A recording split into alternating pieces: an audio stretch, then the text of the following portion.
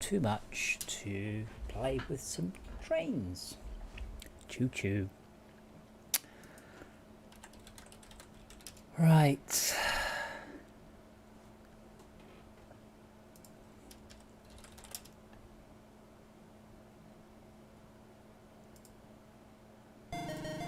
Oh, that's very loud. Actually, I think everything's very loud because I haven't done that. There you go. Not loud for you, just loud for me. Right, as ever. Oh my word. Southern Superstation's in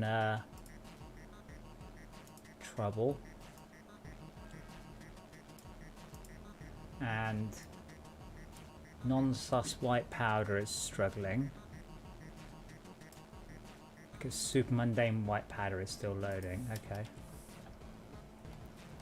That's fine.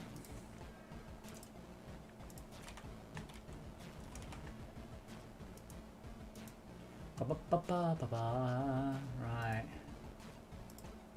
So what are we waiting for here? We're full on grain.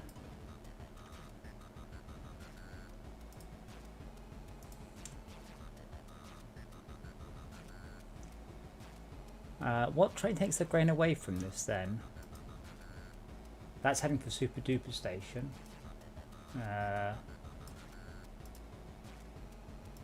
Wait, what?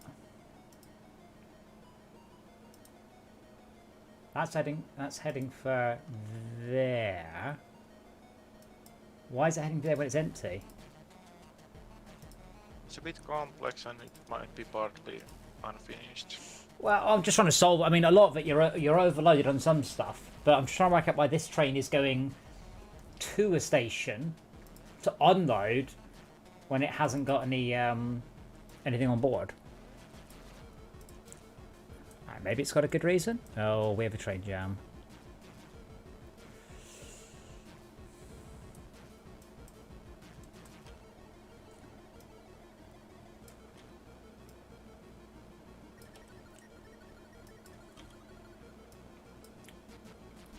We have money. We do have money, and I'm using the money to fix the train jam.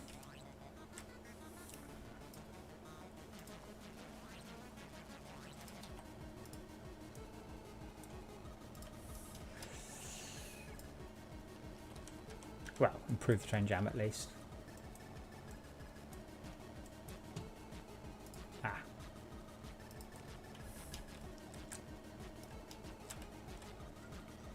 There just seemed to be not enough signals. The train was parked on the main part of the railway line. That seems to have improved it a little bit.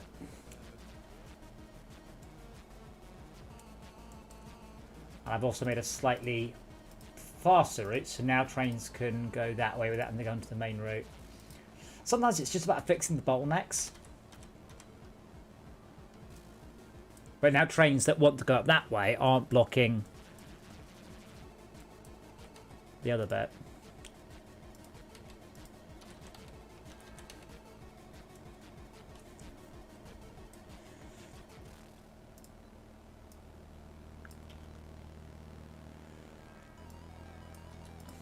I didn't get a chance to watch the video you just posted, by the way. I just saw a few seconds of it, and I just saw Sai do quite an impressive pirouette in it. Yeah.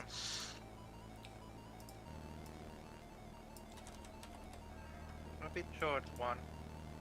I guess one could factor that I'm getting better. Shorter for the same amount of time. Yes.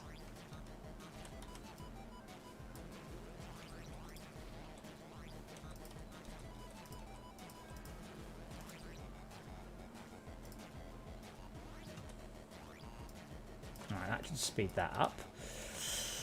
We have an issue where trains going into the depot here. There's a lot of trains going into that depot. It's highly serviced, but the trains can't go around it. So now trains will only go into the depot, well, if they're going into the depot. Otherwise, there's a way to go around. There we go. So trains won't go in unless they're going to the depot. Much better.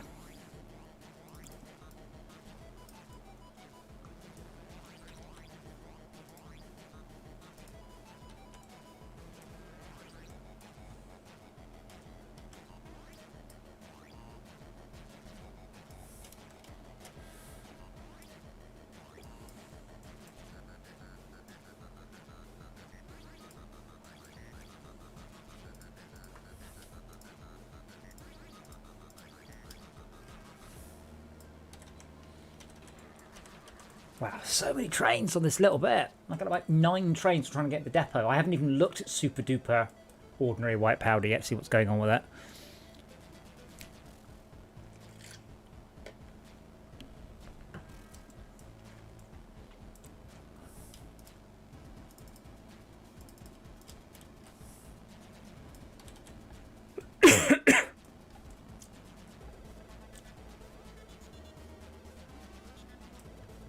Finally, enough. The short version has good sound bites on the topics. Well, we should time our the best things we say with the crashes. Good plan. That won't be hard. That's hard to coordinate. When it happens naturally, it's kind of lucky. Wow, we have so many trains on this one loop.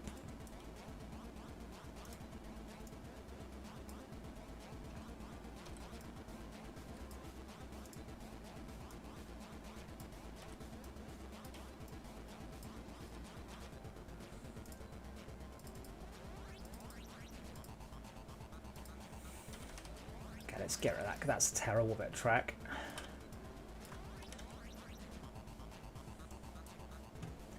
Right, so super ordinary white powder is still heading for super duper station. And has been heading there since I started the stream. So, 8 minutes. Oh, it's actually just heading past the bit I fixed up, so it could be that it was just struggling with that a little bit. Oh, wait a minute. What are you doing, Mr. Train? So super duper white powder just went headlong into a one-way signal at high speed and is now stuck. Did I just mess up some signals or something? Don't think so. All I did was just set a just made that more of an optimal route.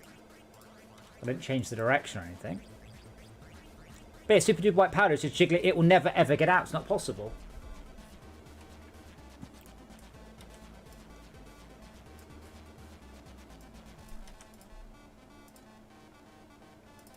So that's great.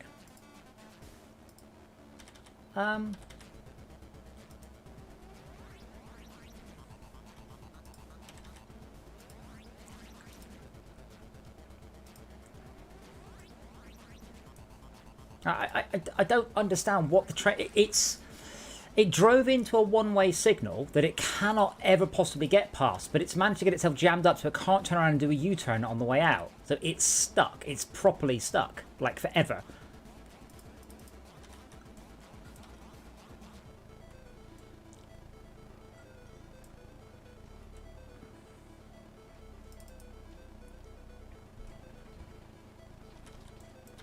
I don't understand why it...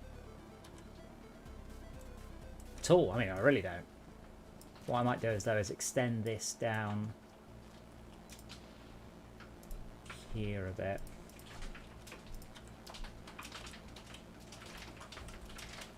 When something's coming down this way, I go into this piece of track.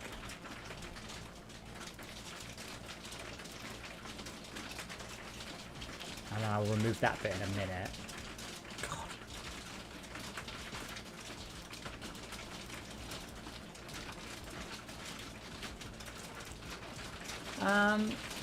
Yeah, this is an honest to God broken train. I mean, I can do that, but it should never have gone down a route that's not allowed. I mean, nothing is ever allowed to go that way.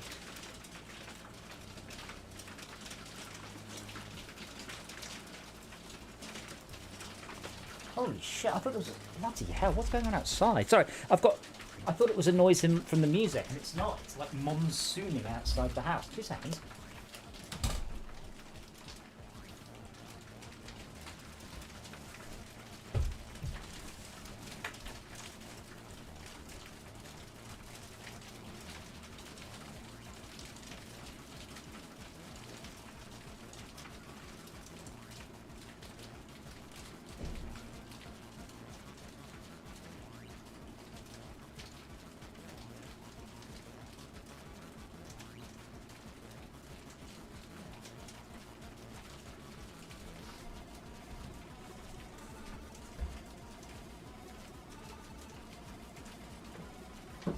Yeah, I thought so. Dora is somewhat freaked out at the invisible beings desperately trying to get into the outside of the house. It just rained, Dora. Right, so there's no reason I would ever want to come down here. Because that's a... Oops, now that is wrong. Alright. So there's no reason anyone would ever want to go up that way. Same here. That's just not valid. So we've got along and down, along and down.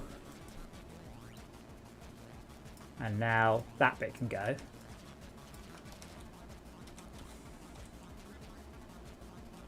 And that bit. There we go. Right. What's wrong?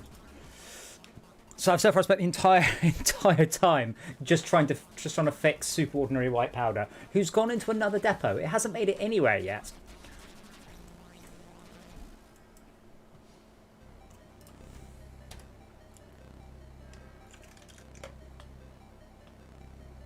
Yeah, it's absolutely tipping it down.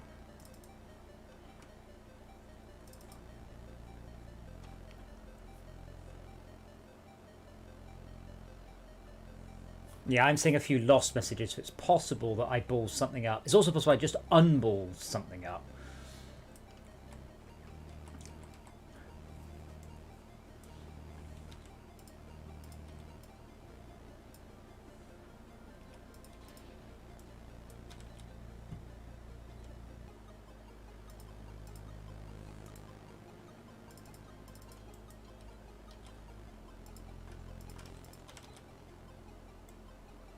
Make sure anything. So where are you trying to get to, Mr. Gulag Filler? You're trying to get to... Yep. So Gulag Filler just said, can't find a path to operate. So I look at it and it's literally just about to roll into the station.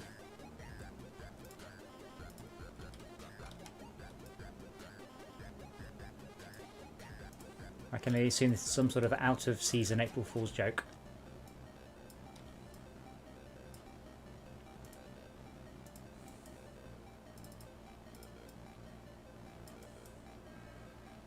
I don't know, Jay. I mean, usually we've got a max and a tad for this at the very least. Sometimes we're lucky we get an Andy. Now this train says it's lost and it was right by where I was doing it.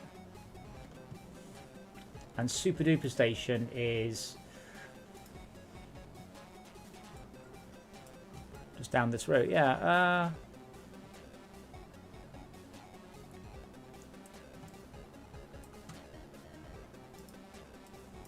Yeah, down there, and then across there. What's your problem?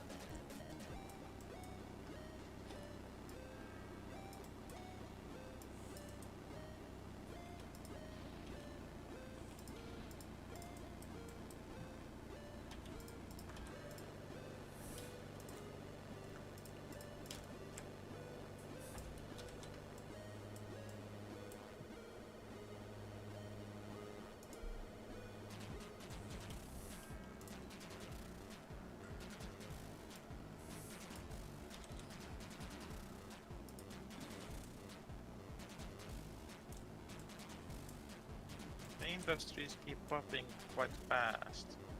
What? The topology is changing. What new ones you mean? Yeah. Not ones die. Possibly. I think I see the issue. It's managed to hit a piece. It's taken a shortcut for a piece of track that doesn't connect down in that direction. So the loop round is here. Which I might be able to...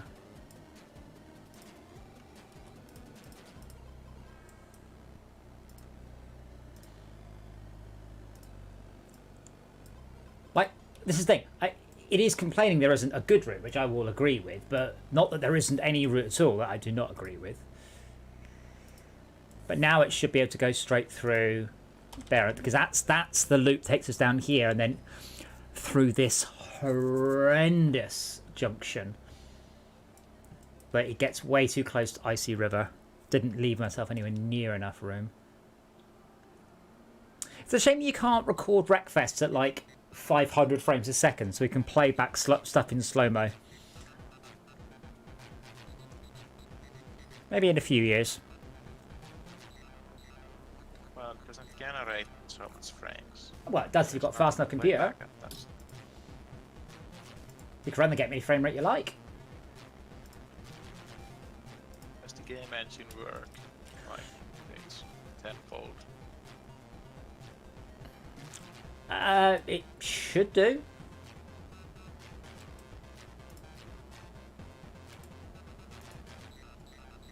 Couldn't there be like differences in numerical accuracy? Way out of proportion. So, like so at one point at Cody's, Race Driver Grid had to do an announcement. We did an announcement about the speed of our physics, and the reason we did an announcement about the speed of our physics is Fords were going about how they did their physics at 400 frames a second. We kind of went, we do ours at 4,800 times per second. We never bothered mentioning this because we didn't think anyone would care. But Fords was making a bit of thing about, you know, that they run their physics at 10 times the frame rate, and we're like, ours is 100 times the frame rate. We just didn't realise it was a point anyone would bring up. But yeah, essentially, when you start to hit, you know, much higher frame rates, you just step the physics less. So instead of stepping the physics 10 times per for frame, you only step it once. So your GPU requirements go up, but your CPU requirements don't go up the same. Like Unity ticks its physics at 50 frames a second, but it interpolates all of the values. So you can run it at any frame rate you like.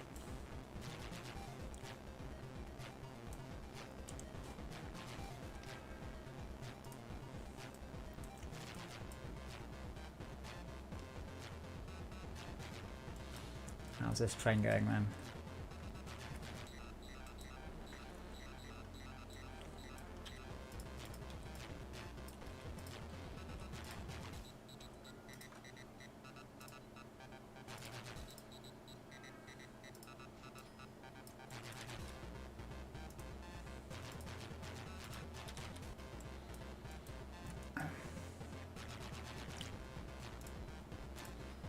Okay, now can we upgrade it with these vehicles? We did get an upgrade to our armoured truck, but I don't think we're using any.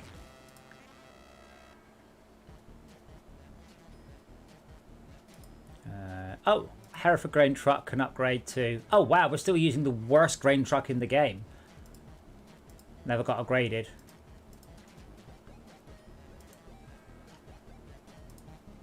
We also have a bunch of buses in storage somewhere, because I can't upgrade those.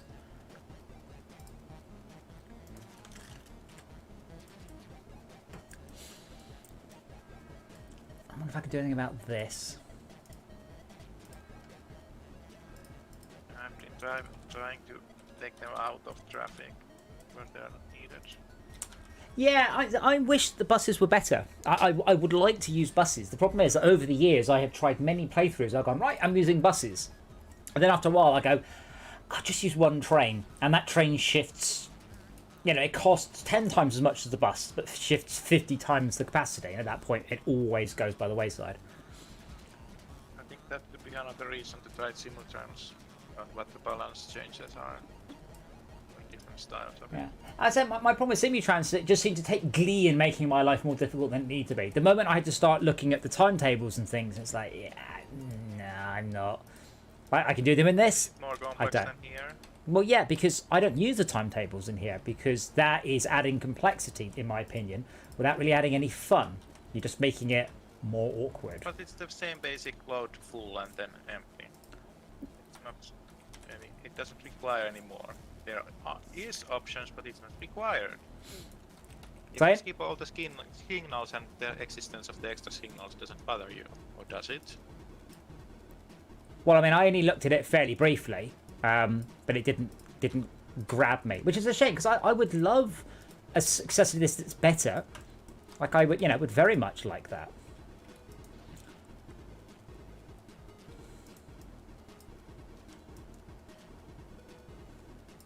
No what would be the trigger point that you would actually evaluate another game to whether Well- it's better or not? Well, I did. I had a look at Simi-Trans and I went, nah,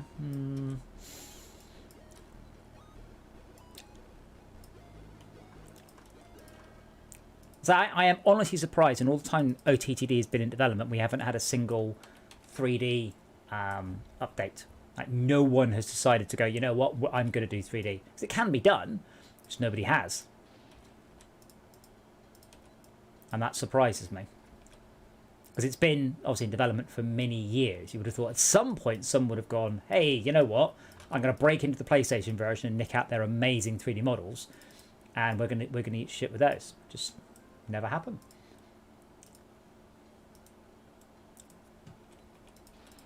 Right, there we go. Could some trains please come this way? We've got this almighty backlog. Now, can that also bring us up? No, but I can make it do so.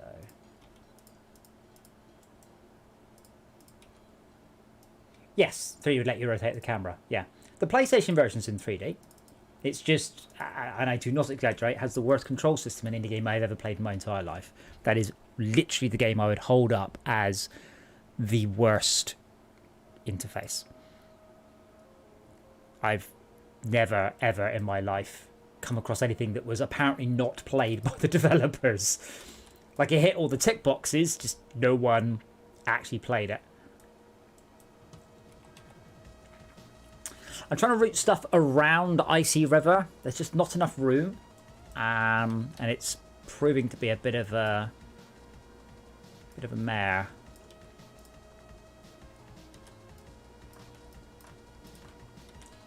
SimCity may have been on the PlayStation. Wouldn't surprise me.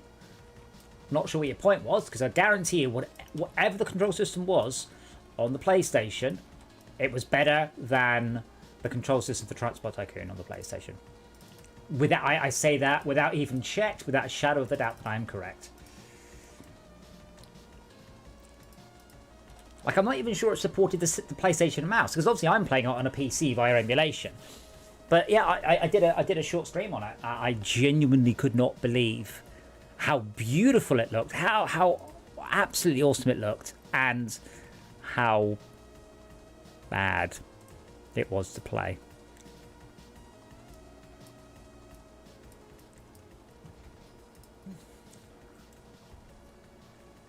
And I used to play this game on a iPac, which is it is a 240 by 320. I'll say Palm Pilot clone. Wasn't really a clone per se. It was a Windows C machine, I think.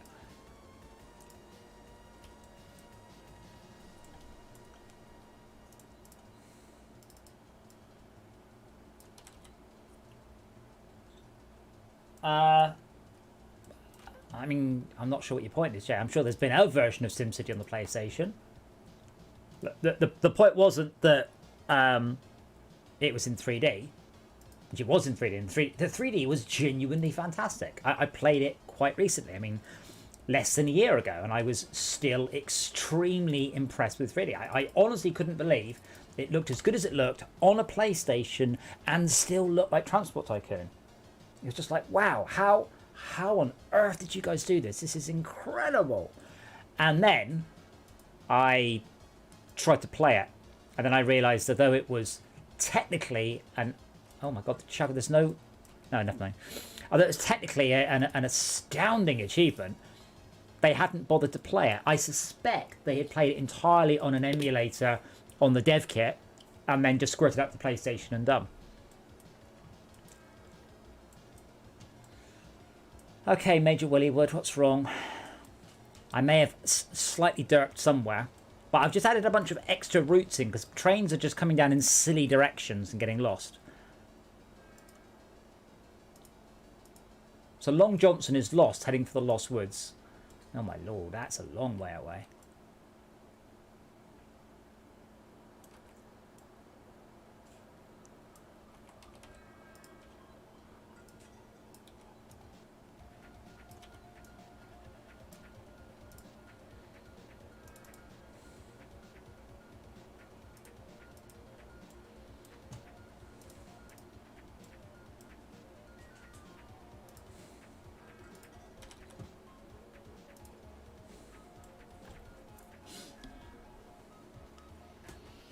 It worries me when I see a train and it's lost, and I look at it, and the next thing it's about to head to is the clusterfuck junction I've just been looking at for the last couple of minutes. But yeah, I can now route stuff around. If it's not going to Icy River, they will probably take that route down here and then across. And that does feed back, so it can now route its way around Rindington.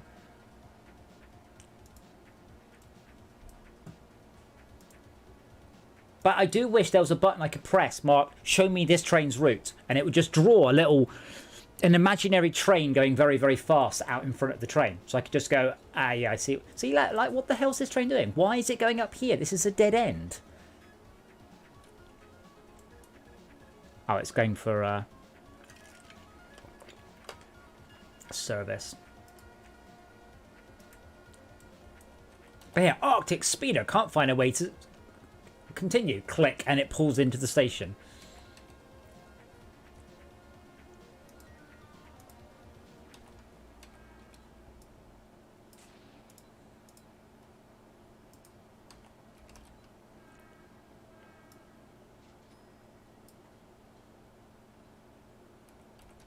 Well, there you go. You get an extra piece of track then. I think lost specifically means it's taken more than 2 years to get to its destination. But yeah, this is heading for Super Duper Station. That's fine. That means you need to... Yeah, well, hold on. Super Duper Station's down that way. I know which way it is. Why is the AI failing so horribly? Because it's just going to go up and around the loop. So it should have, though... Should have taken that right and gone down here.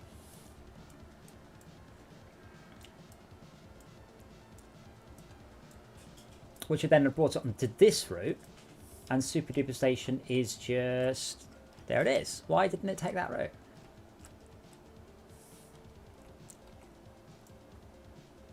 That route also connects up to...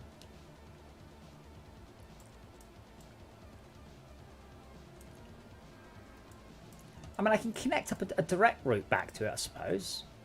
I just feel a bit silly doing so.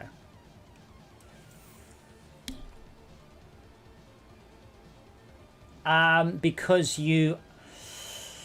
there's a delicate ratio in this game between the things that you do and the amount of transport you deliver. So for every, let's say, I'll pick a number, I don't know what the number is, 1 million passengers you deliver, you can do a certain amount of roadworks.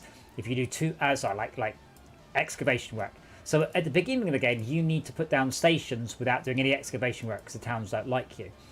Then as time goes on, the towns will like you because you have proven yourself to be not entirely a vandal.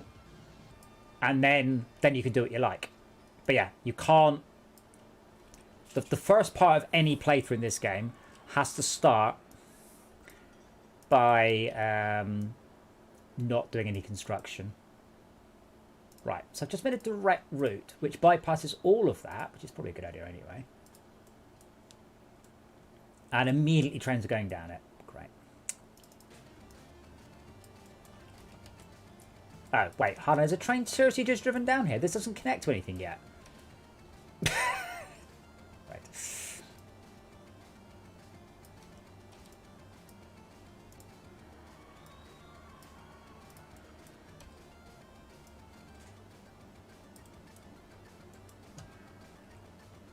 Well, yeah.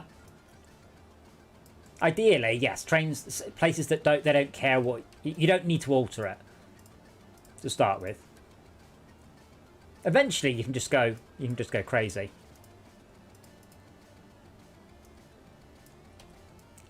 And also, if you build trees, it will raise your rating with the town for reasons no one has ever worked out.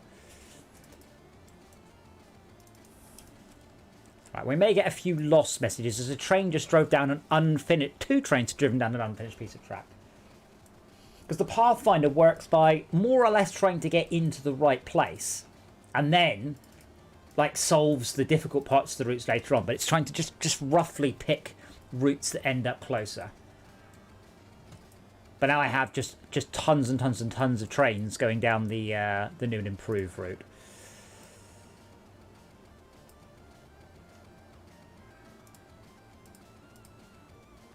So I will capitalise on that, and I'll get them out earlier. But yes, at the beginning of the game, construction is not something you can do. First of all, it's too expensive. You want to avoid doing it purely on that basis anyway. Because you will lose all your money. I highly just take whatever the terrain throws at you, work around it, and then later on, you can make the landscape your bitch.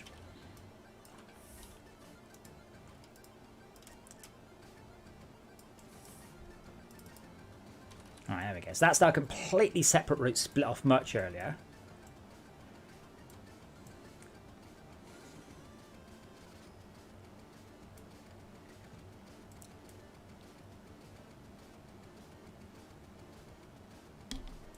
Yeah, don't do that. Don't terraform the absolute bare minimum until you are so rich you don't care.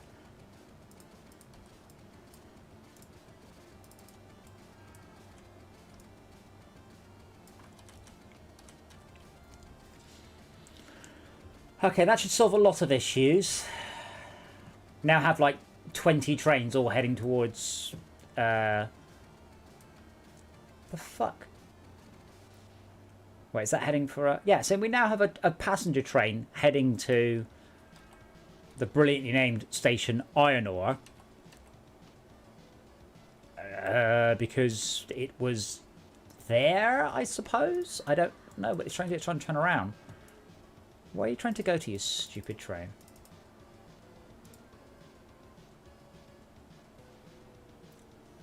Oh, you're heading for Super Duper Station. Well, that's cool.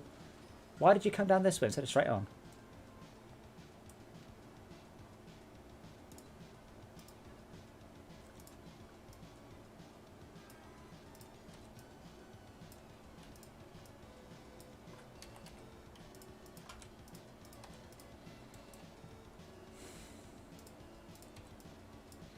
There's also something to be said for removing ambiguity from signals and layouts. Like, don't let the trains decide, just damn well tell them where they're going. So like now these trains will go around here, then they'll go up and over, so they will much earlier branch off to decide they're not going to be following that one. Oh god, people still using block signals.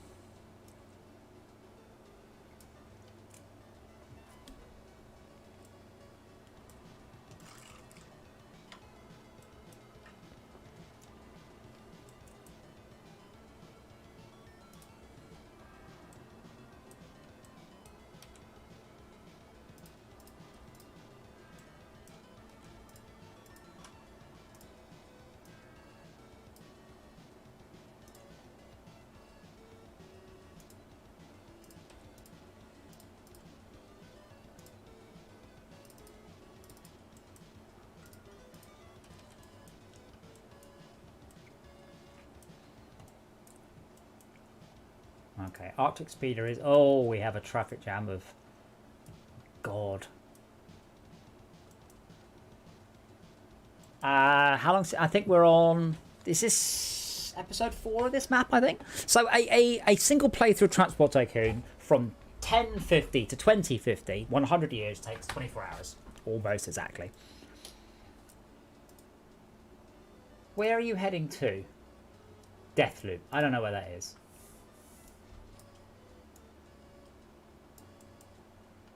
But unfortunately, we are... Why are you going... Yeah, you're going down.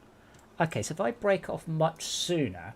So trains queuing for Icy River queue on completely their own bit.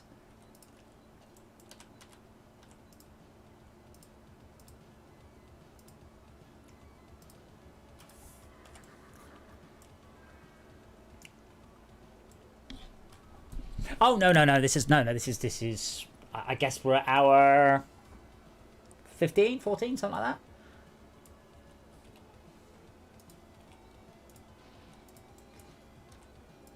Right, there we go. So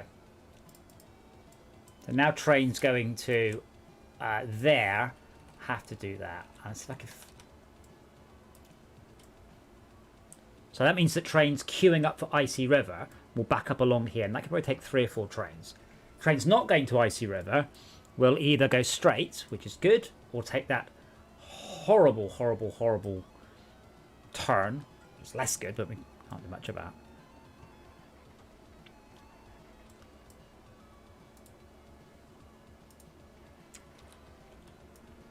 Oh, bless you thinking this is a year's worth of work.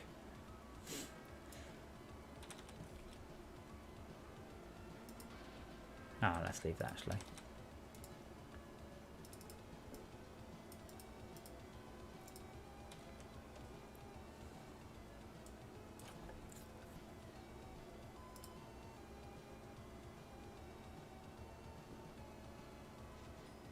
I'm just trying to work out if there's a way I can improve that.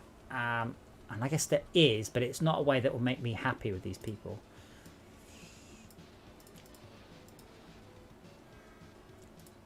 But we've got so much money that we can just build trees. And if you build trees, they love you. Because I don't know why, but they do. Are you sure they are humans? I'm not sure they're humans. That's obviously never... there are little tiny pictures of people. But it could be that those are merely the walkers of the dogs. And we are actually, this game entirely takes place in a dog-orientated society. Hadn't crossed my mind till this point, but you make a strong case.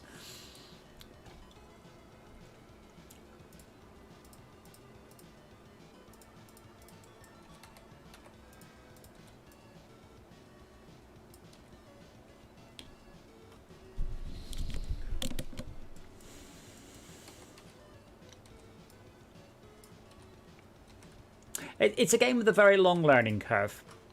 It's the point where every time I play it, I think I learn a little bit more. Or, you know, actually get slightly worse at it, depending.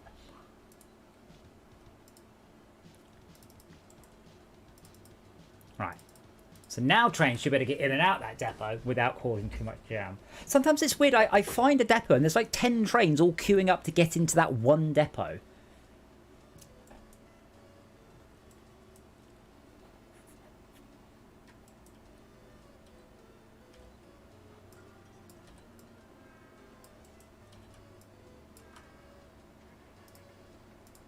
There we go. For now, trains trying to get into that depot, will branch off much earlier. In fact, I might even go as far back as here. So that's the other thing. Now we've got much faster trains and many, many, many more trains. We need to worry about efficiency. So stuff like a depot on a main line is a terrible idea because trains go into depots very slowly. And you need to not block up the main line. So now a train that wants to go into the depot will come off very, very, very early. And will come out in a different direction twice. There you go, that's much better. I don't know why this train's still waiting, but kind of everything, I guess.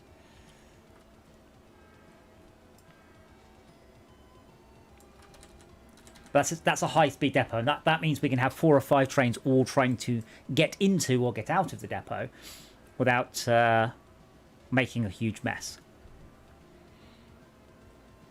Oh, shut up, Gulag filler. It's fine. Literally, just wait for that train to get out of the way. Can't find a path to continue. Oh, it's moving. Fuck you. Yeah, I mean, there's epic coasters. There are a couple of roller coasters. I think it's called Roller Coaster Designer. And I vaguely seem to recall it's considered to be a semi-professional piece of software. And they've all got VR and motion platform support.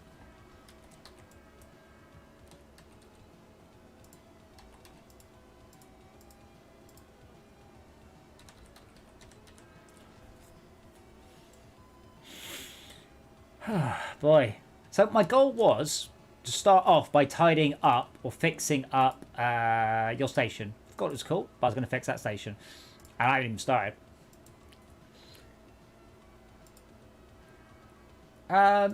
Watching me strap myself to a roller coaster doesn't make for... Oh. Yeah, I've got another train doing it here.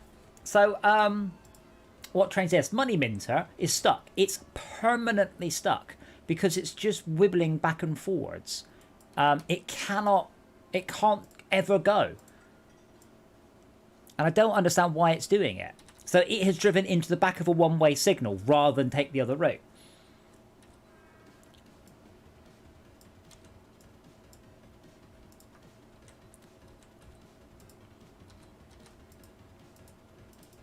So I need to remove that bit track there. Boink. Now what are you going to do? Oh, you are the worst thing. But yeah, depots like this here, this setup here is awful. Because if any train goes into them, nothing can pass it for like 10 seconds. As you can see there, 4, 5, 6, 7, 8, 9 seconds. That wasn't far off.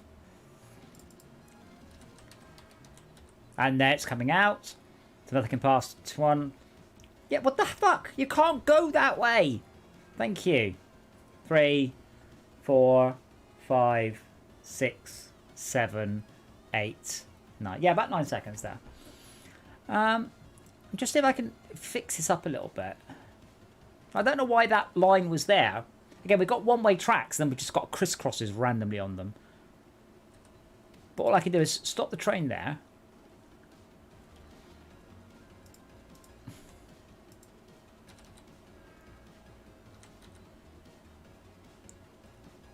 Huh? Have I? Oh, okay, yes, I'm going to have to... It's just temporary. Depot should have a bypass for speed, yes.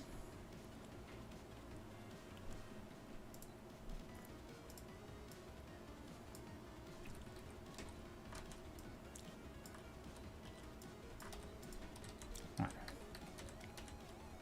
But what we've got here... And the thing is, it's dead easy to put the depot there.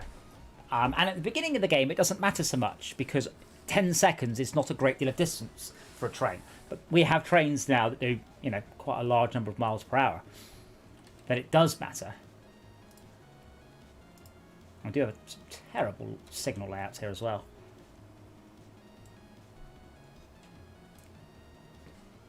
But that little clusterfuck of a junction, you'd never have a junction like that in reality. Like, ever. So building railway layouts that are at least a little bit like a real railway layout will also help you.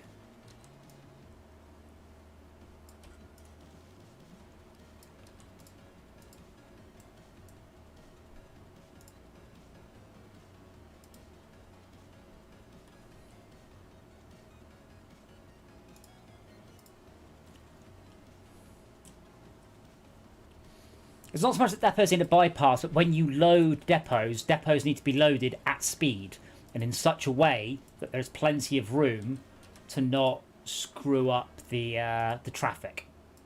Ideally, you want to get an entire train at full speed off the main line and then enter the depot. I mean, you can see here it's causing huge jams.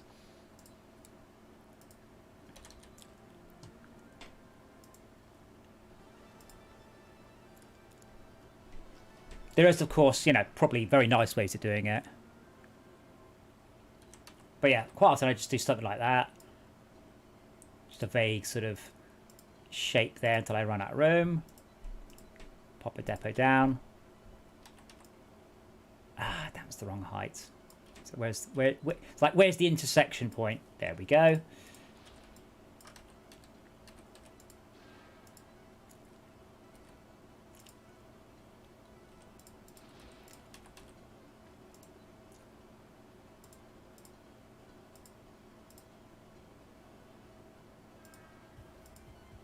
There we go. So now trains going into the depot won't cause a jam here.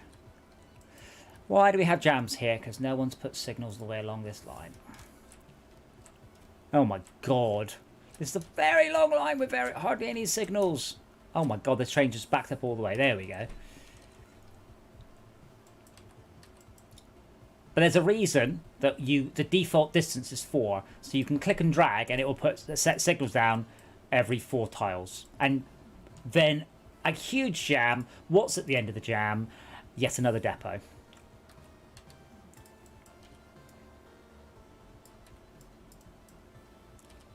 I'll do what I said. So there you go. So now any train going into that depot will come into there. And any train coming out the depot will go that way. But that means when a train's coming in, it comes in at full speed. Unless, of course, there's a queue, which sometimes there is. Now no train can get into that depot anymore. And we just have to empty it out. But yeah, I think this is what's killing us in a lot of places, Shaka. It's just all slowly getting jammed up with depots that are slow. Because 10 seconds is enough to get a backlog of about, what's this, 7, 8, 9, 10 or 11 trains. There, you can see the queue forming just to get... Wow, that really is a queue.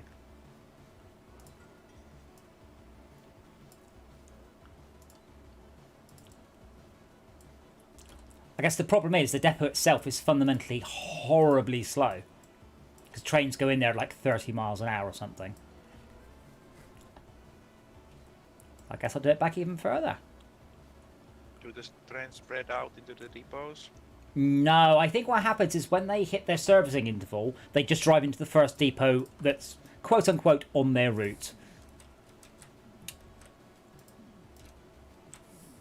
And if there are multiple? The closest.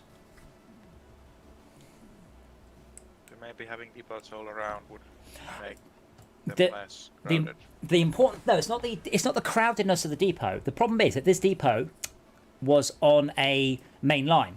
So when one train went in, the next train took 10 seconds.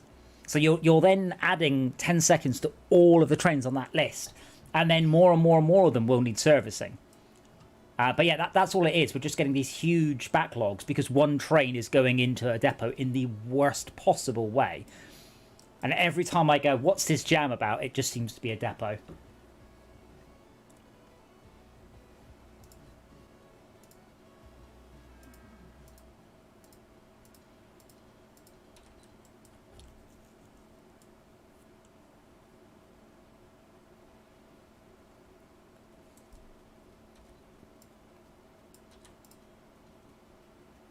No, that'll actually be slower.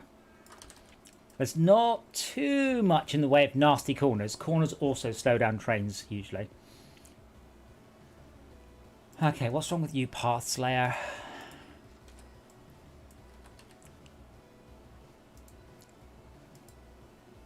Wait. Oh, is it a station? I had it invisible. I'm like, what's wrong? Yeah, make it a station.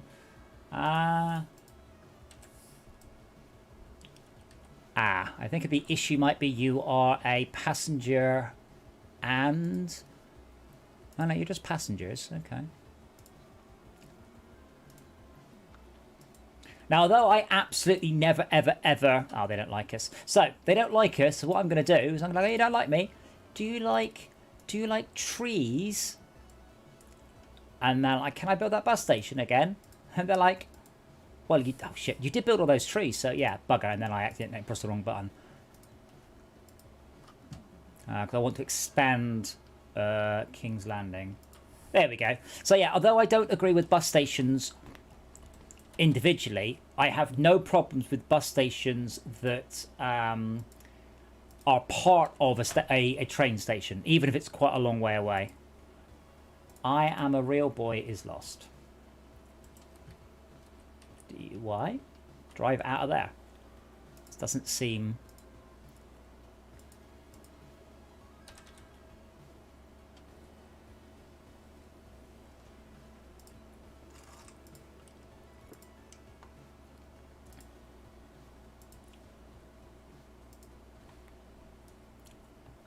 But it's a shame I can't have a depot with an in one direction, because I'm a real boy. There you go. It's now finally out.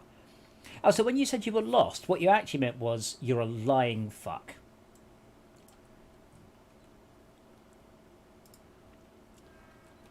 The other thing that if you noticed there, the train didn't get up to full speed before it re-entered the main line, which is also poor for efficiency. That means trains have to wait for it rather... Because if they're all going at the same speed, then they can obviously go along at the same rate. So ideally, you want to not allow it to rejoin the main line until such point as it's going full speed.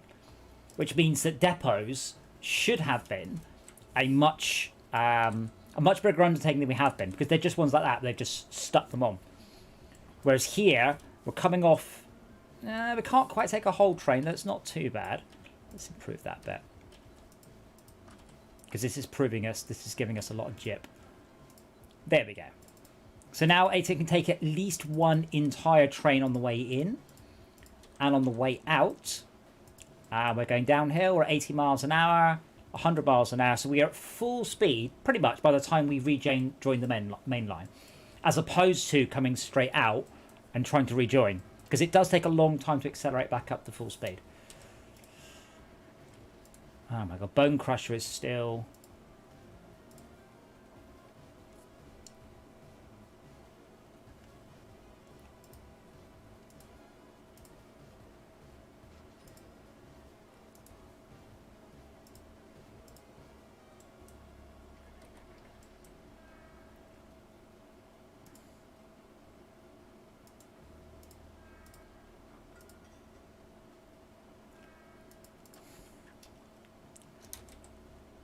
Spinning hour.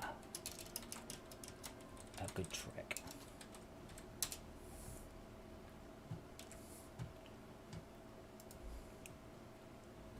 But yeah, I don't think trains are clever enough to pick depots that are less loaded than other depots or anything like that. They'll just go for the first one they come across.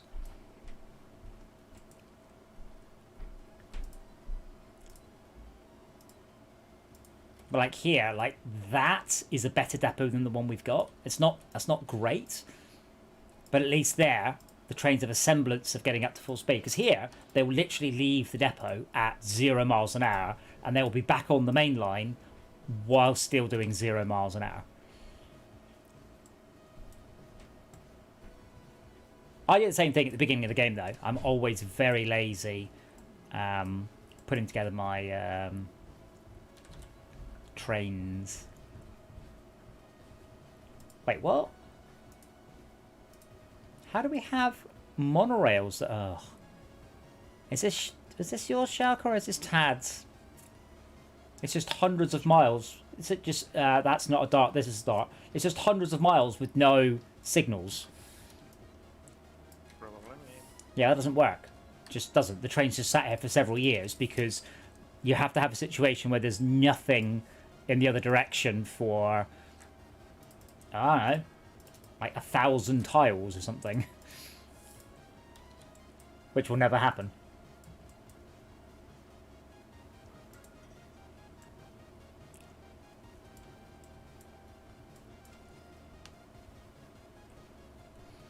As we get faster and more powerful trains, it becomes less of an issue again, because the more powerful trains accelerate very quickly.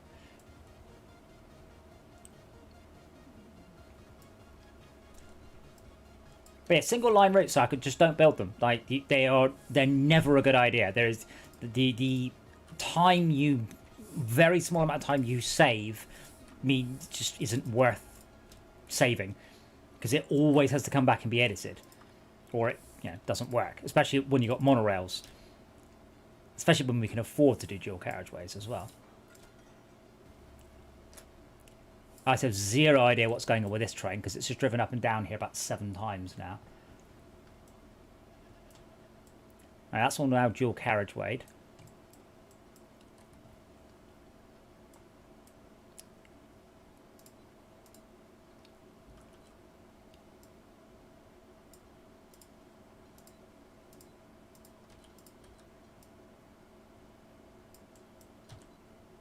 I think it might just have been looking for a depot. Let's find out.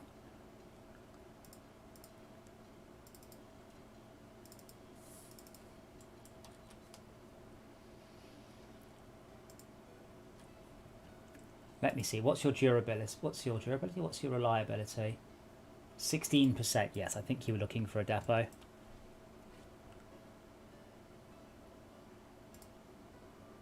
Is this dual line driving on the left? Now I fucked that up. But I was busy trying to fix issues rather than worry about that. I'd say You made another issue where you're fixing previous issues. well, no, all I've done is I fixed your screw up. It's never worth rushing again. Cool, it's connected up. Go, go, go, go, go. That's what you worry about at the very beginning of the game. There it is worth it. The quicker you can connect stuff up at the beginning of the game, absolutely worth it. But you have to go back and fix your derps. But that entire piece of track there just had monorails just stuck and going back and forwards.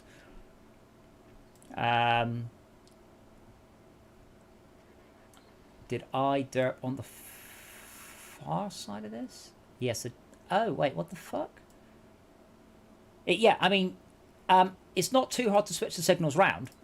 So all you have to do is switch around one signal and then click and drag over the rest. Because I put them down using the auto. There you go, they're all switched around now. Easy peasy. That's why I use the click and the drag, because it puts them down at a nice, orderly rate. That should now be on the left. There might be some trains complaining because... Yeah, shut train.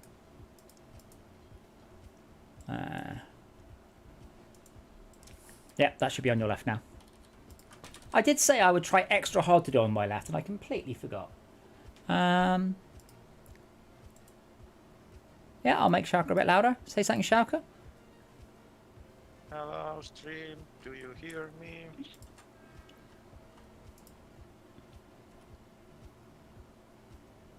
Password is bananas.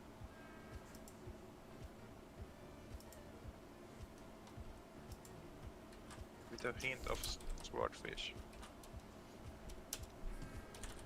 So this monorail says it's lost. That's what confused me, because the monorails the monorail network is so simple. That shouldn't ever happen. Although you haven't given it a route round Trard Head Mines. There we go. Can now go around it. Oh, new mail truck.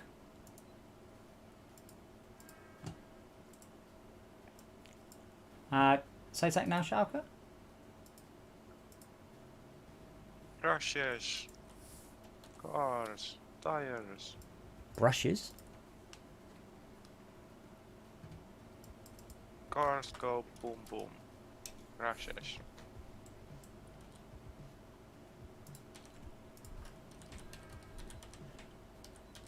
Okay, well now what are you complaining about, Mr. Izadark? Did I get a... What is it doing? Right, fine. There's there was just a random bit of track you left there. So there's a straight line, and then just a little offshoot that goes nowhere, and it just going into the offshoot and back out again. I don't know why. Keep an eye on it.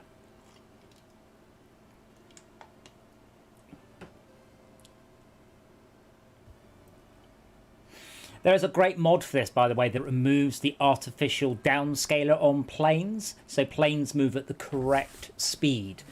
And then they really go across the map at rates that are ridiculous. Because I think planes move at 1/8 of their speed. So a 1,000-mile-an-hour plane only does 125 miles an hour. I assure you, that absolutely makes an imbalance to the game.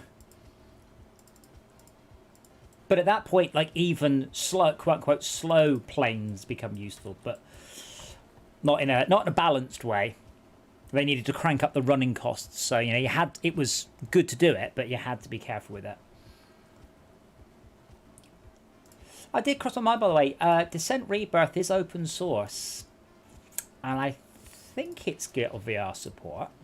And if it's got VR support, adding in maglev support, adding in motion platform support wouldn't be that hard. I did have a little tinkling in the back of my brain that maybe I should look at that, but I haven't yet. But I was thinking about it.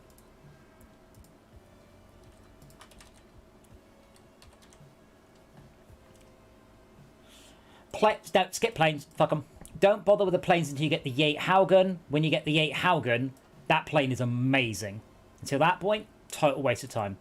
You can make profit with them. It is possible. It is really hard. You have to have an extremely busy route at both ends for it to work. I really don't recommend it. The Yate Haugen, on the other hand, which is the Concorde, it's almost impossible not to make money on it.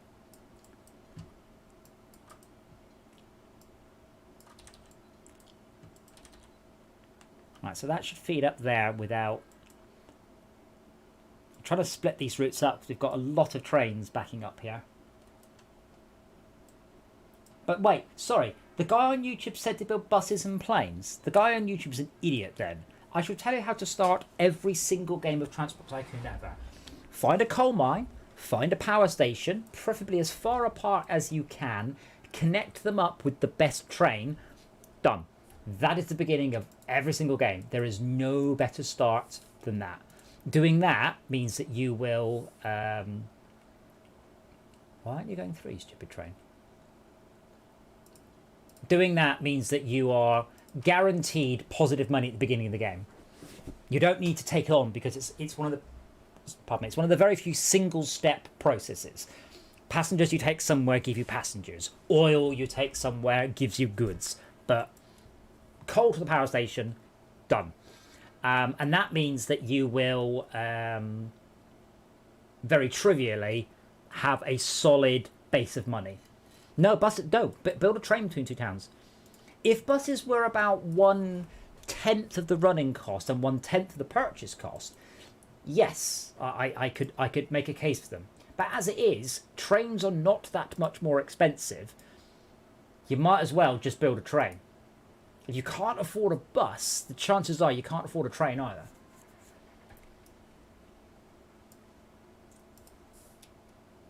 I am struggling to keep on top of all these stations, by the way. We just have stuff everywhere, just piling up. Oh yeah. But I'm trying to make the routes faster, but this is possibly not a... we possibly shouldn't be expanding so much as... Cleaning up what we've got. well, that's all I've done for about 2 episodes now. So, yes, I'm kind of feeling that. Well, some of it's just optimizing it. It's not cleaning it up. It's making sure, as I was saying on stream, making sure that like depots are fast to enter and fast to leave, as opposed to slapping them on the main line because they're causing massive jams because the trains take a long time to get up to speed. Oh. Hey, oh. There goes 2 more. But I'm just trying to fix the... Oh, what is this signalling going on here? Alright, that train just drove into the back of it, so that's no good.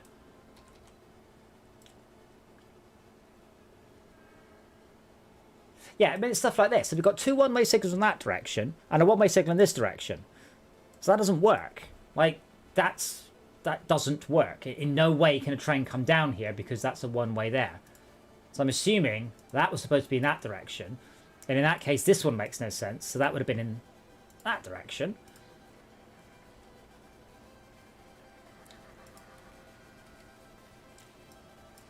Exciting times on the East Coast right now. In America or in this game? In America. Oh, why? What's happened? I've not heard any news today. That's fine. The pipeline that comes to the East Coast from Texas was cyber hacked, and now everyone's panicking and all the gas stations are full of people. I heard about the panic buying of petrol, but I didn't know why. Yeah. So my car's almost out of gas, so that's gonna be fun. I'm gonna have to go out later and try to find someplace that's still got gas after rush hour. Well, it's all right. I mean, you've got an EV, so just charge your EV up. Oh, yeah. No, I forgot you guys live in the past over there. Uh-huh. Max, do you remember when we were at Airtel? I don't know if you were driving then, when we had the the protests at the fuel getting above £1 a litre. Remember that? Yep. Do you remember how much? Do you know Vaguely. what's fuel at the minute? I don't know. I don't pay any attention. I just put it in without worrying about it. What's it It's up? £1.20 at least. Is it 120? Okay, but yeah. Do you know what the basic upshot was about the strikes and the protests and everything? The only thing that happened out of it. No. It's now illegal to blockade a fuel depot in the UK. That was all those protests achieved. Good job, lads. Yeah. That ends. Well, it's just, I mean, I understand protesting, but you're protesting a private company. And then they're like... It's electrified railway, isn't it? So I'll just put some lights down. Yeah, lights... Just south of it. Yeah, lights are There's a big generic. section without a light at all. Yeah, lights are generics, that's fine. Oh, crap. Yeah, 123 a litre. I don't know why they can't just give you the whole bloody thing. But Convert it to that. what annoys me, there is no other commodity that you can purchase where they can change the price of it on a daily basis. It annoys the fuck out of me. That's legal. So what happens is Yeah. the price goes up, like the price of crude oil goes up, so we immediately I'll get... stick the price up. Yeah. I mean, And that- well, because that's the thing. If I bought a sack of potatoes for, say 20p, and the price of potatoes went up, I'll be able to sell that for more money. But yet, when it comes to fuel, you can. I'm like, Yeah, why because are you trying to rip me off all the Well, time? it's because they've got a little thing outside, so they can change the price, the price of the fuel immediately outside their, outside the petrol station. It's the only reason they can actually do it. But the thing is, when the price of oil goes up, crude oil, the prices shoot up immediately. When the price of crude when it oil goes down, they drops, don't. it does go down, but it takes a few weeks to go down. But I mean, literally, sometimes the Yeah. price goes up the same day. Excuse you. Excuse me, sorry. We have two armored trains. Wait, oh god, we have two valuables trains here. None of which are. Well, they're trying to get valuables. That's fine, but for some reason These two. No, these two. They're not taking the. they're not taking the They're right. waiting for a station to clear.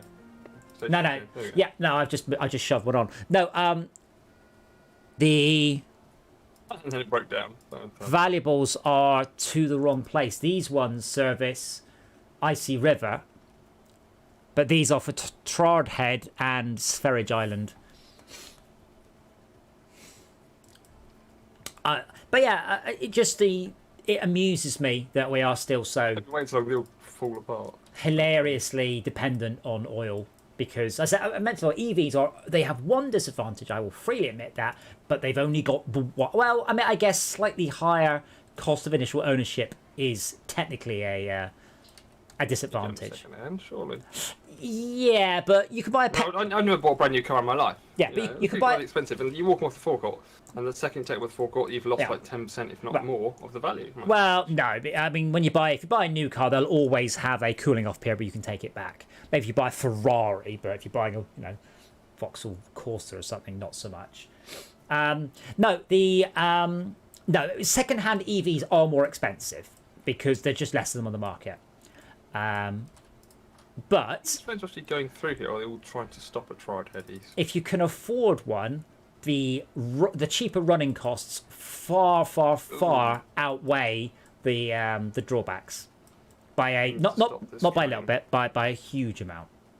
So Train 55 is doing something stupid. It's supposed to be doing something I'm just trying to solve a train. I stupid. don't There know. are no lights. I don't know what's going on No here, lights. Shaka. I don't know what's going on here. I don't know where this train is trying to get to. It's trying to get to Pink Floyd, but I don't know where that is, and I don't know why it's decided that up there isn't valid. What the fuck's Pink Floyd? It's up there. Why? I'm definitely seeing trains doing stupid things. So if we look at this train is oh no, I know why. Shaka didn't build a valid route. It's not possible for a train to manage that. There we go. Now it should. The train's trying to go around that way because it's not possible to do a turnaround at all. Right, now we'll go down. No, are you still? Come on. That's it. Now you got it. How long do the batteries last in EV? They don't know with a lot of them. The problem is, That's how you use them. isn't it? well, no, it's. If you thrash the crap out of them, then they're going to last less time than if you're very gentle with them. Oh yeah, but the important question is, Jay, how many cars, realistically, outside of I've got a Range Rover, it's from 1963, how realistically, how many times have you had a car more than 100,000 miles on the clock? Not that often. Most cars don't last that long. Fine. Next question. When you have a 100,000 mile car, how fucking knackered is it? Again, Toyota Supras aside, they're knackered cars. An EV with 100,000 miles on it is still perfectly fine. You are likely to have 85% of the range you had, but that's a single drop-in replacement.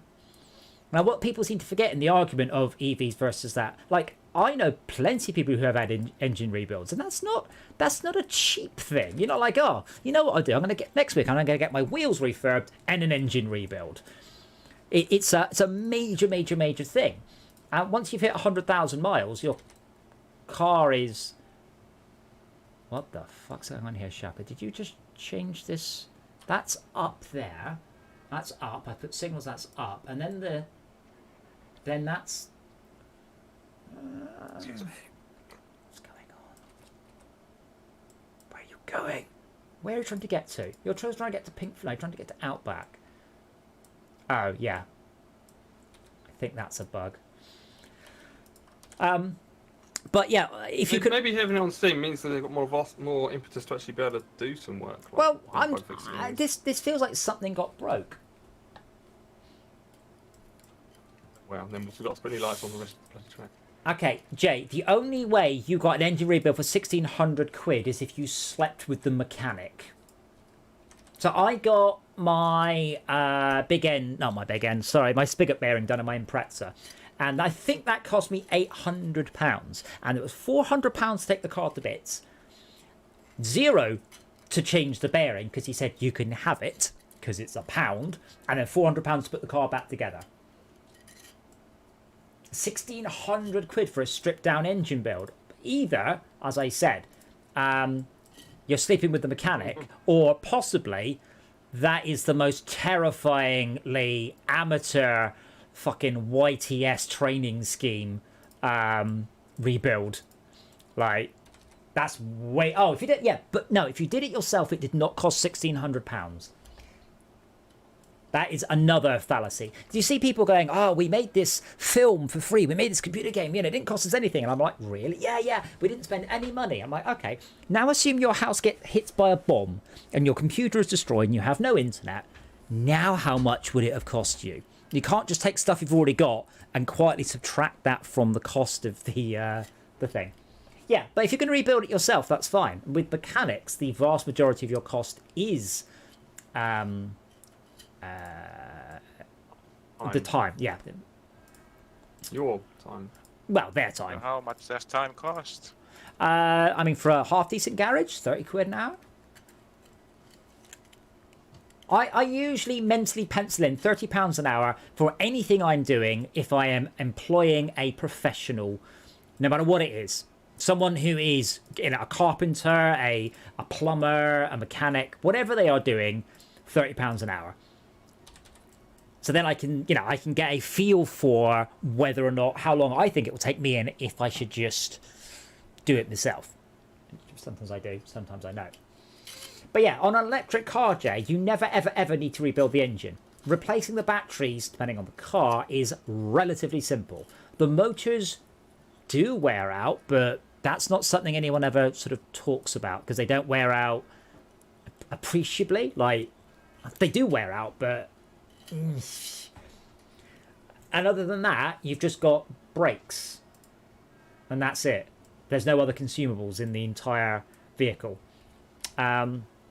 The other interesting thing is there's almost no brake usage either, because you primarily use regenerative braking. So you're more likely to end up throwing away your brakes because they've gone rusty and full of crap, rather than actually worn through the pads, because you just don't use them as much because you don't need to. But yeah, the cost of ownership of EVs is incredibly low.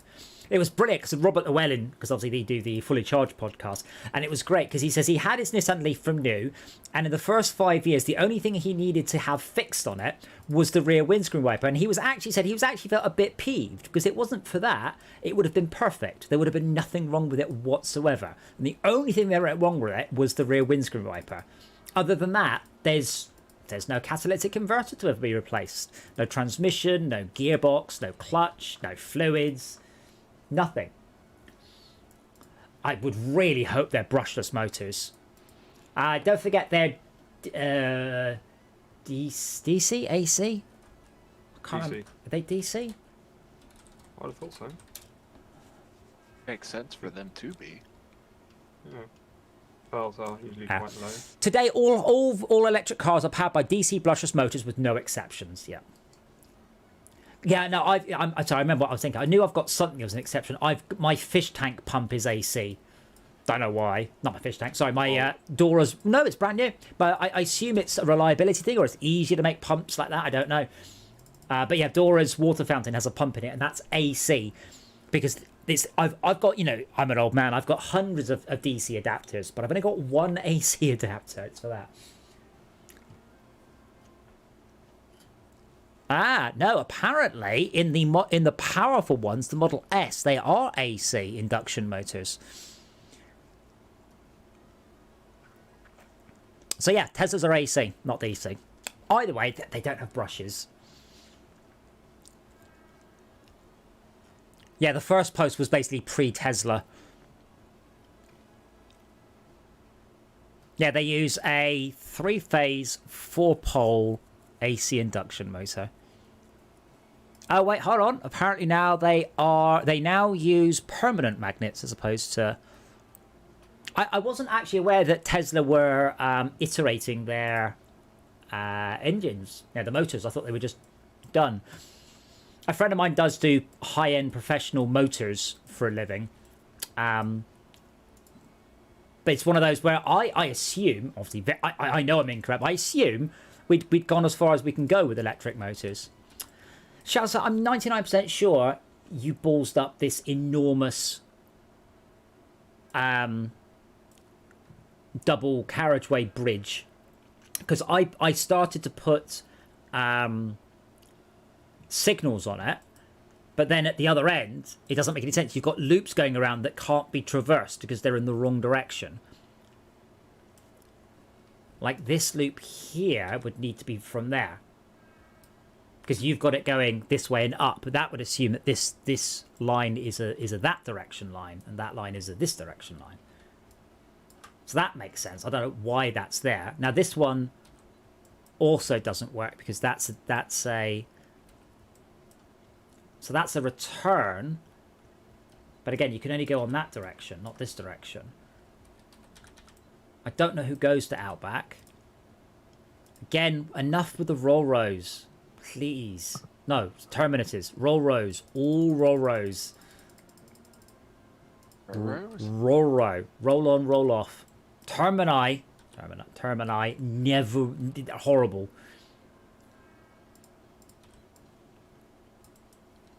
Roll on, roll over. Roll on, roll off. It's just, it's never worth the 2 minutes you, not even that, it's never worth the 30 seconds you saved yourself. So I've spent 10 minutes debugging the station. Roll row, not terminus. I don't even know what the fuck that's supposed to be about, so we're just going to do that.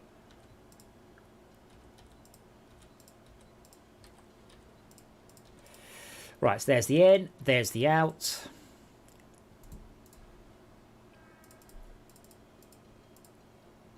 It is Rolo, it's not Rolo. I want to say Rolo, but that's kind of sweet. Right, so now the train can actually get to Outback for the first time. We're actually going to get the message. That's the other thing. When you connect it up, don't just go, right, done, and walk off. Make sure you get the way message. We're going to get a way message? No, it has been here before.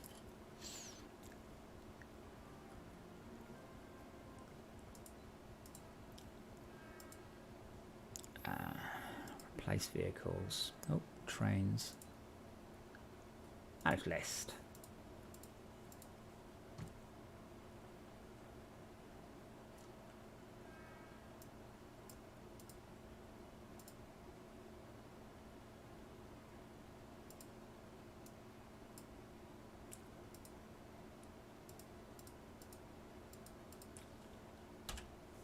The square ones in the green pack. You mean Toffos? The round ones. So I don't know what this is. So this appears to be a... So this train is going to finish at Outback. Then where's it going to head to? Woody Woodpecker. Which is... there. How the fuck's it doing that? That's... Okay, now that's down... Oh, yeah. So that's going to try and connect up in... Yeah, you got the ins and the outs the wrong way around, I think is what happened. So we want to be going up to the out, which is there.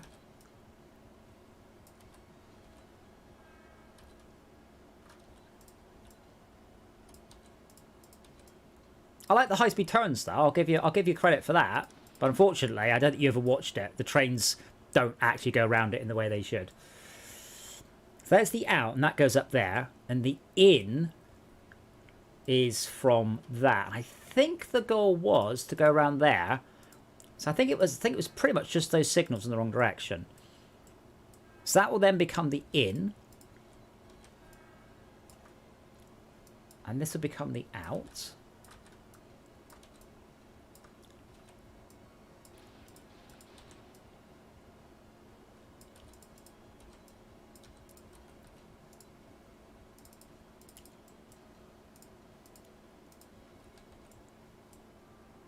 So that means trains will come down there and around in a big loop into, and then into Outback, and then leave there, and then rejoin hopefully at full speed. There. Where are you, Dart? There you go.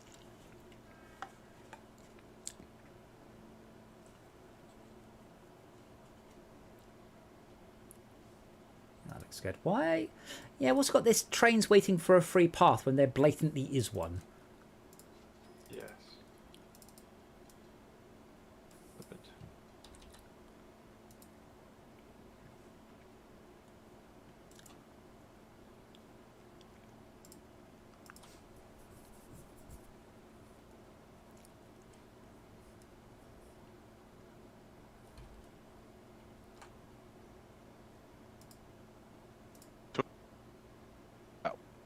What are you doing?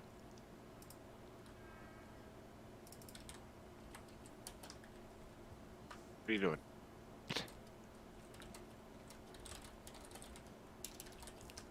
Who's here with me in Dreadingberry? Not me. Me. Me. Stop deleting my stuff. What are you putting down? Empty rails go nowhere. I know, I'm trying to shuffle stuff around. Ah, munchies were lovely, yes. What are you shuffling? Truffles? Bone Crusher's still full. Dreadingberry Woods is still... Oh my goodness me, very full. Why is it... Oh, right, there's monorails going on there. Trying to be.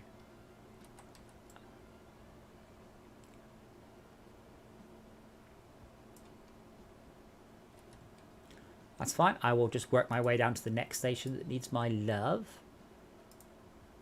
Football Revolt Station has 1,000 bags of mail. Fuffingford Factory has... How does Fuffingford Factory have 800 passengers at it? Why is anyone getting on or off there? Toffee Crisp. No. Toffee Crisp? Rice Cream on Toffee? Yeah, somebody somewhere is having a Toffee Crisp. Yeah, baby. Might not be true, but that's their slogan. Statistically speaking, it's correct. Well... Is it though? I mean, are Toffee Crisps really that... Popular. Yeah. Are they?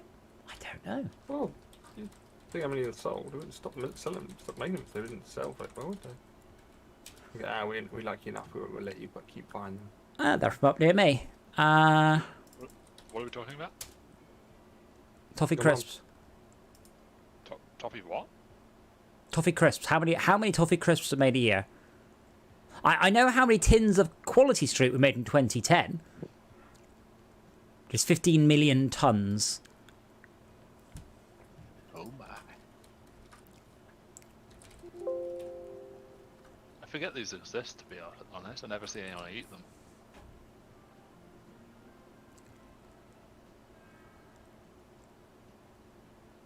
Wow, that's horrible.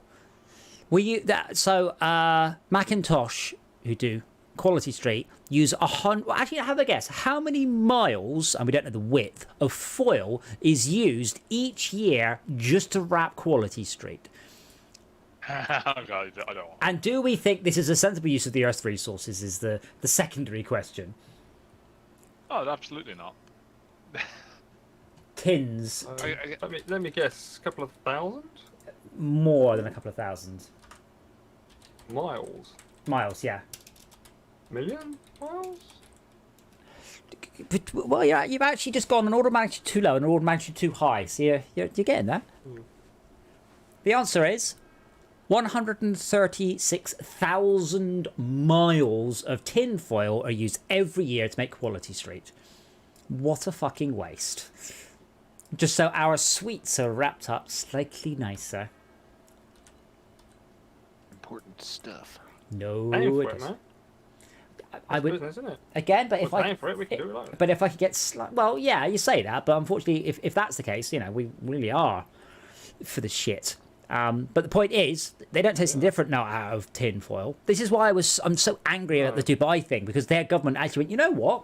We're going to actually do something about this. Fuck it. We're actually doing something about it. And the UK goes, nah, it's fine. Do what you want. We don't care. Thanks to the backhander. Isn't foil recyclable? Foil is recyclable, but you have to take it out and then put little balls of foil into your recycling bin, which then fall out across the road and get scattered everywhere. well, To be litter than well, recycling. where I live, we actually have proper recycling. I can't speak for your.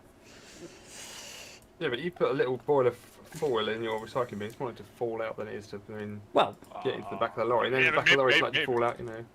Maybe if your bin has holes in it, yeah. No, but Well- they don't want little bits of aluminium foil, do they? They want big bloody chunks of it. Like Well- you've cooked your Christmas lunch in there. well, the thing is, with a lot of it, Turkey, whatever. metal is very easy to recycle. If you get a whole bunch of stuff and set fire to it, all that's left at the end is the metal. So metal is good to recycle. It's very easy. So it's plastics that are harder because you have to pull out the right sort of plastics. And that can be an awful lot trickier. You can convert them into oil, and then make them into the right thing you want after that. Whilst that may be possible for some plastics, if not all, it's not efficient to do so. That's the other thing. But metal is easy. Wood is easy. All you do is you basically just get all your recyclables and then you flood it with water. Pulp it. And all that comes out is all the pulp. Then you stick a magnet over it and all the ferrous sometimes comes out. And then you melt it. Fractional distillation and, you know, all the plastic will burn. But then you will end up with your metal. I think my issue with the Quality Street specifically is the fact that I'm pretty sure the wrapper that's on top of the foil isn't recyclable, right? It's possibly not because it's so bonded bonded metals and bonded plastics can't be recycled very easily. So, example, yogurt lids that are silver on one side and plastic on the other are very hard to recycle. Thankfully, we've just worked out how to recycle Pringles. Well, they changed Pringles a bit, so that's So I good. just looked this up. Apparently, the coloured part of the wrapper is compostable, and the foil wrapper is recyclable. Am I supposed to peel So I them guess- apart? They're not bonded together. They used to be bonded together, but they aren't anymore. Yeah, but what am I supposed to do? Compost one half of it for a couple of years, then put the rest of it in the recycle bin? Like, Well, what? you just Take the two apart. So again, you expect me? It's down to you. Yeah, this is my problem. Yes, I do. You expect me to sit there and peel apart my Quality wrappers for recycling? I expect you to wash your recyclables. I do, but no one on this planet peels apart their Quality Street wrappers for recycling. I guarantee you there is Rubbish. not Rubbish. a single You're person. wrong because I do. You're You- wrong because I do. You split apart your Because Quality Street wrappers. while I'm eating my sweet, I'm playing with the wrapper. And I'm going, oh, what does this do? Oh, look, 2 bits. Oh, look, shiny. Oh, look, I can make the light change colour. You know, Wait. great for kids. Hold on, are you talking about the plastic and the metal, or are we talking about the metal and the dye that's anodized onto the metal? Because I'm talking about the metal. The plastic. Metal's always silver, and the plastic's always like a different colour. So you get like a purple one and a blue one and a green one. You know. I'll be honest. I feel I'm turning out my depth with what Quality, because I haven't had Quality in ages. Yes, I think you're right, aren't they? It's just it's all silver, but it's colorized with the plastic. Yeah. Yeah, So see, obviously, that's all right, but that's not bonded. Bonded stuff is what I was Yes. talking about. And you Oh, can't. right, no, it's not. Yeah. You can pull them apart very easily now. Yeah, but you don't. It's a step in that direction, but really they should be going, you know what, we could put this in something else that's much more friendly. Yeah. But then it's kind of like, well, that's then just chocolates in something else. It's not the classic, Quality Street image. Oh no! How will we cope Yeah, as they a came in a society? I wouldn't care if they came in a plastic tray. I just want more. You know. I've got 2 tins of Quality Street sitting in the cupboard downstairs. I can't eat them because they got nuts in. Why did you buy You'd them then? simply had 'em. I don't want them. I was I do. gifted them. There's a reason I haven't had Quality Street in ages. Did you them? No, I'm not. I'm not a massive sweet person. I'm sweet enough already. But yeah, I agree. Sorry, can I just talk to Yeah. a game-related question quickly? Yeah. Try and make me 2. Try and make me 3 is getting old. Is that not auto-renewing? It Doesn't work like that. no, hold on. There is a auto renew. Yeah. Or So is it switched on or off, or you so- have to do something to do it? hold on. No, fixed. Switched on. Yeah. So I. How can I put this without seeming like an arsehole? I disagree with the concept of washing your tinfoil before recycling it. And the reason I do that is it doesn't stop them recycling it or help them recycle it. It just means they get more profit when they recycle it. Recycling in this country is not done out of any sort of green anything. It's done for fucking profit. So if you clean it for them, they're just making more money, and that's why they want you to do it. Right. But also, it's costing you money because it's costing hot water, washing liquid, time, so on and so forth. Yes. I will reuse tinfoil a couple of times, but my tinfoil doesn't go into the recycling. I've got a couple of bins out the garden that all of my scrap metal goes into, so aluminium cans, steel cans, you name it. And then once or twice a year I take them in and I use money for them. Go. Are you a blacksmith? Oh, you've ruined the end of the story now by not being a blacksmith. I think he said Yeah, that I melt it down and I make suits of armor out of my recyclables. I watched the No. finale of Invincible, by the way. Did you see that about the trolley problem? Yeah, I guess. God, you guys are full of science. Absolutely awesome fire pit out of a washing machine drum. And a whirlywig washing machine line thing. Oh, God. You've unleashed a monster. No, not that. It's just this. Yeah, we should get stuff renewing now, so that should work. I think we get monorails in 10 years. Monorail. No. Monorail. Maglev. That's what wrong. Well, then it's a pain in the ass having to convert it all. Yep. I only come in so I could listen to Use Lot and turn those up that were quiet. I mean, if you let me know, and don't forget, it's very hard for me to review the stream's audio, except afterwards, Okay, and echo. then it's too Yeah, late. Now we fixed the echo. As well. Ah, okay. That was fixed weeks ago. Oh my god, are you absolutely joking me? No. No, there's. I put a like a siding for trains to pull in to get ready for Icy River, but I think there's 5 trains now queued up to get in because the front one broke down. As you do. Yeah, but what I've been doing is I've been optimizing the depots because you guys put depots down early game and you've never fixed them. So if you put a depot on the main line, a train will take 10 seconds to enter, it takes 10 seconds to leave, and at least 10 seconds to get up to full speed. So if it's just an in and out, you've slowed down an entire main line for... Well, I was happening. I was seeing like a dozen trains all queued up because the first one is going into a depot. So I've been trying to sort of optimize them. So high-speed depots are important at this point. They're a bit less important with maglev because maglev is it accelerates so quickly. Yeah. How's our ratings anyway? Performance history, detail. Our issue is minimum profit is still hurting us. So, for example, well, Ship 3, for example, made no profit this year or last year. Probably because someone forgot to tell it to full load. I'm just having a look at the Quality Street wrappers. No, I just got it to actually start moving oil off of it. Yeah, but you didn't. You have to transfer off because it's dumb. What? Apparently there's 2 different types of Quality Street wrapper. There's one that's foil with plastic on that's coloured like you were saying, and then there's also one that's, like Max was saying, like a plastic with foil strip. I believe the green triangles have a coloured bonded anodized metals, 2 metals bonded together, or an anodized and non-anodized one, and the orangey ones, on the other hand, are a silver foil with a... Like the fingers, I'm pretty sure, are multiple ones. A pink and green one in the anodized foil, and the rest are plastic and foil.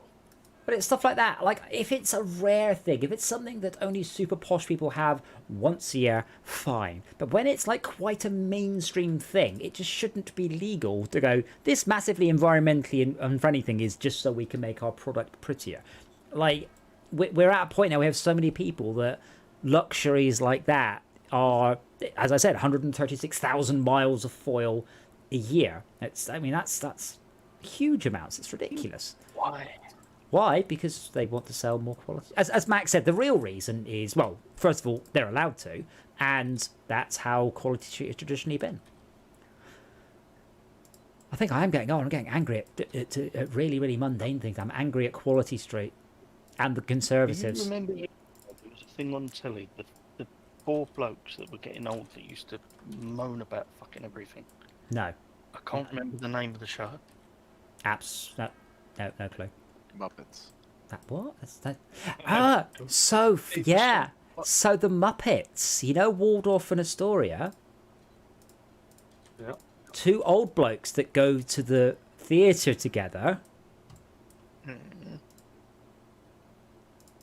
Wow, none of you getting it. You're not getting it from the implication. No. So a lot of people reckon friends. no. What? Two old blokes that go to the theatre together? Could you think of a more cliched gay stereotype? But yeah, lots of people reckon that was I've no idea. that people are really, Wasn't there? really. Are you being served? No idea. I don't know any gays. Yes, you do. Why do you have to be gay to go to the theatre? Traditionally speaking, if you were to represent a caricature of a gay person, they would be effeminate, well manicured, have an impeccable sense of style, and will go to musical theatre. That's just a cliche. It's not saying it's true necessarily. I do believe they was portrayed Exactly. as brothers because they was almost identical. I don't think they were brothers. I can't remember how to spell their bloody names. This ain't half bad. You're right. It's all bad.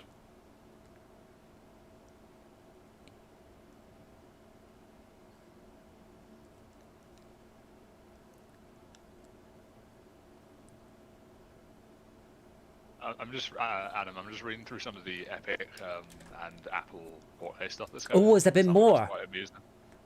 Not necessarily more, but I'm just looking into the details out of curiosity. Apparently, at one point, Apple tried to point out that there's porn on the Epic's game store because What?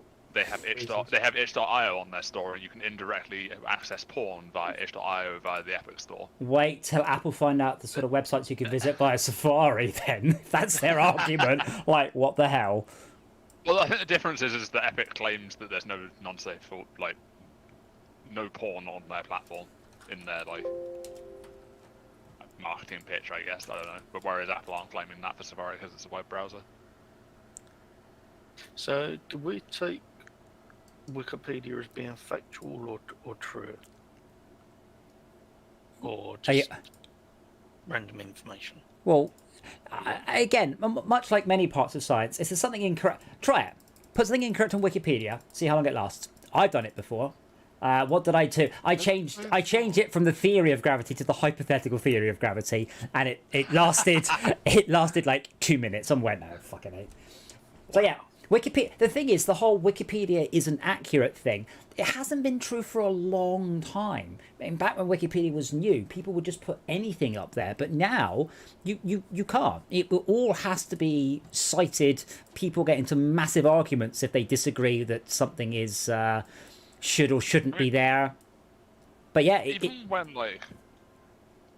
what wasn't as certain as something on there is correct, you could still check the citations and be like, oh, okay, that makes sense. yeah, because So, I mean, Apparently, they only stand for 2 landmark hotels in New York City.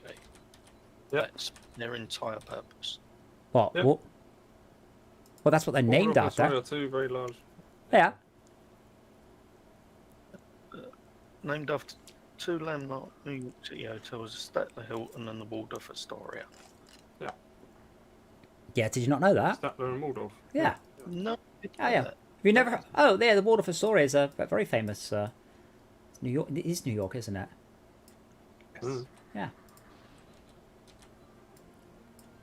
Although fascinating, the internet apparently disagrees massively on if they're gay. But apparently, and I did not know this, and I haven't opened any citation. The writer, one of the writers on Sesame Street, is gay, and he based Bert and Ernie on his relationship with him and his gay partner. Wow. But Frank Oz denies it. Frank Oz would have voiced. Your mum. No, but Frank Oz. Oh, he did Yoda. I can't remember and Gonzo. Frank Oz. Bazooka Beak. I always thought Bert and Ernie were father and son. No. Who did? Oh, he did Cookie Monster. Oh god, Adam, this was a good one. An Apple lawyer points out that the Epic Games Store top 20 has 25 games on it. Nice. That's so good. Well, I'd like to point out that half of Apple's games in their store are in the wrong frickin' category. Oh, there we go. We've got our first maglev. Oh wow. Yeah, unfortunately, upgrading We've any. got all sorts of other problems right now. Yeah, Maglev's good if we can get in and upgrade between two things, because Maglev is super fast. If I recall rightly, wasn't there a thing when Jim Henson died, Disney done a special artwork cartoon for it or something, where Kermit and Mickey Mouse were cuddling or something?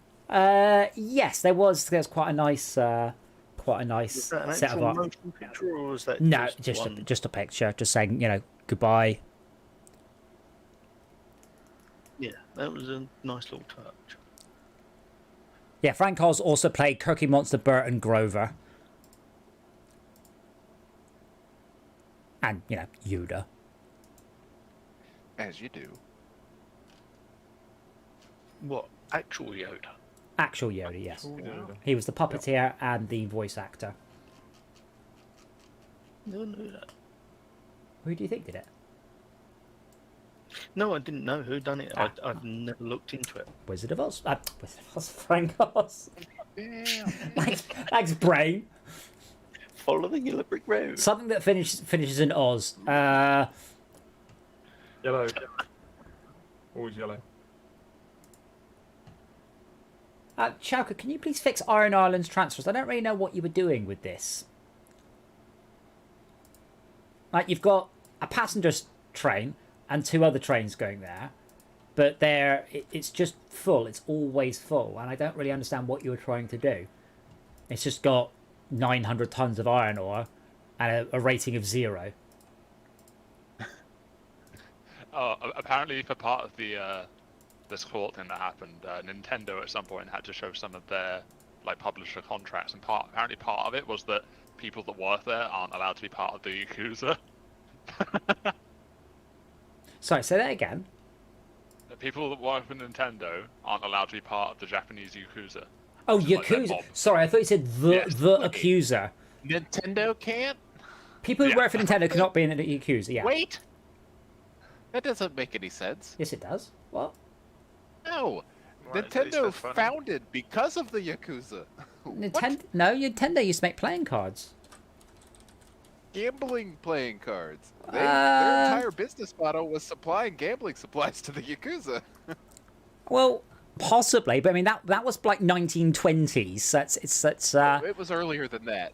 no, Nintendo. No, hold on. Nintendo founded. It was not. When was it? Oh my god, mate, 1889. Good Long time grief. ago. Oh god, yes. Yeah. They've been around for a very long time. But I mean, maybe that's why they've got that rule in place. But that's the entire reason they have a business. That's how their business started. But isn't that the I guess ultimate not why they side have of business it? anymore, though. Could someone please fix Train 51? Because I don't know what the hell it's supposed to be doing. It's going back and forth. We're getting an error message constantly. I mean, I guess I like don't know as what's this thing.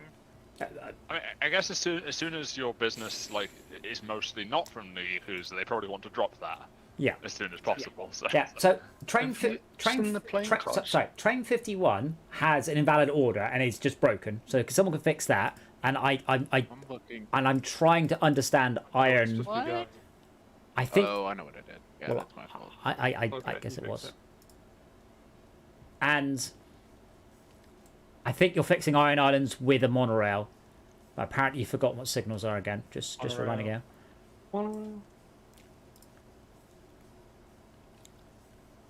Apparently Nintendo made the Disney Pinup Girl playing cards. Well, Nintendo would have done. They were just a big playing card manufacturer for quite a lot of years. Yeah. Some of their hand painted ones are absolutely bloody beautiful.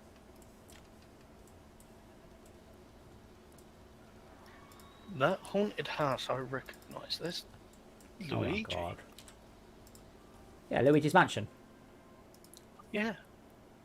And that's hand painted, the original set. What? I dread to think how much that.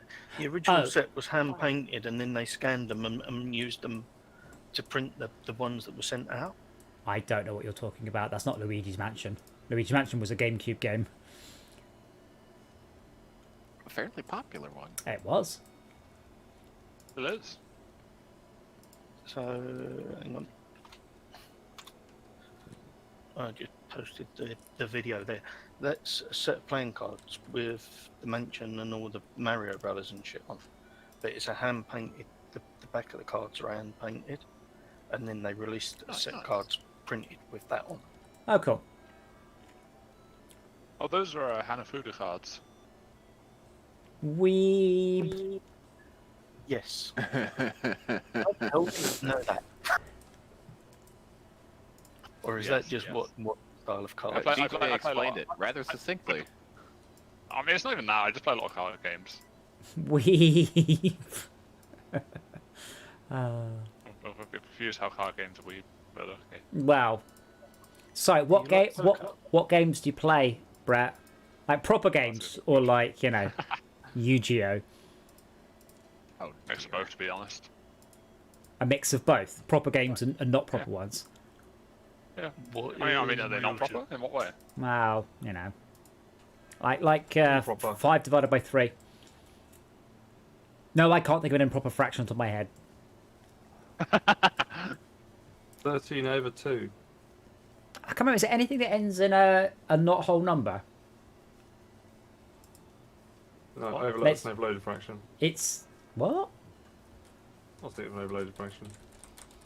And improper ones where the top one's bigger than the bottom one?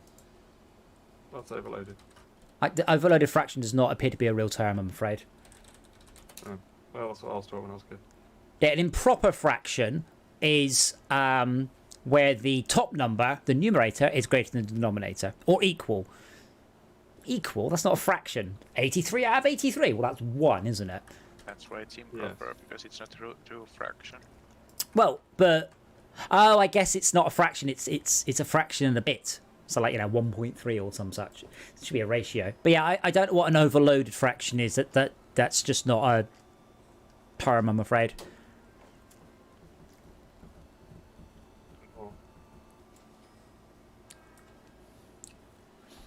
I'm quite pleased with Foofingford Factory, by the way. It's all go here. Apparently they're still producing playing cards even now. Jay, let me finish a sentence for you. Today, Nintendo are still producing, and then you can put anything you like in there, Oh, and it's sorry, it's I- probably true. Cigarettes. Stupid cigarette cards? Mario Speed branded beverages. cigarettes. Yes, Mario has his. Oh my god, they're amazing. Honestly, even though some Nintendo shit has been a bit sometimes, like they come out with the weirdest shit and it's great sometimes. It's Japan. Yeah, but like other Japanese companies don't do this. Like, Uh, Nintendo Wish just goes, they could.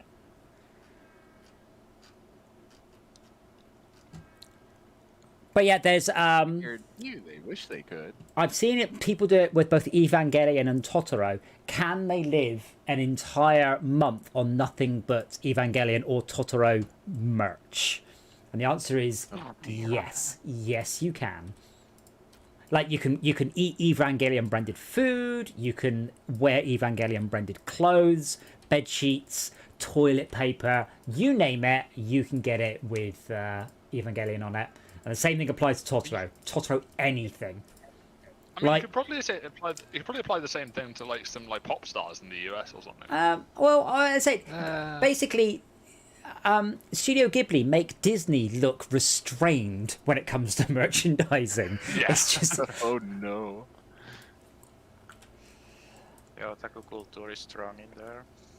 I think I've got every single one of Studio Ghibli's DVDs, cool. but I won't get into that one tonight.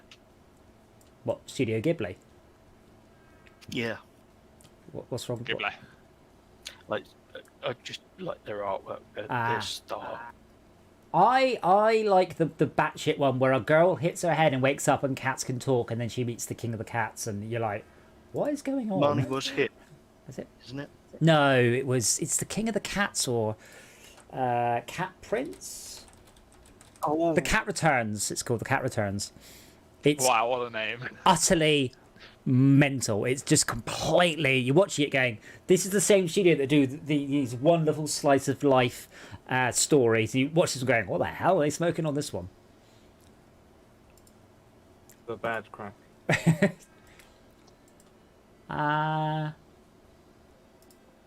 What are you trying to full load here? Grain. Why there's no grain? Oh, we're out of grain, so that's good.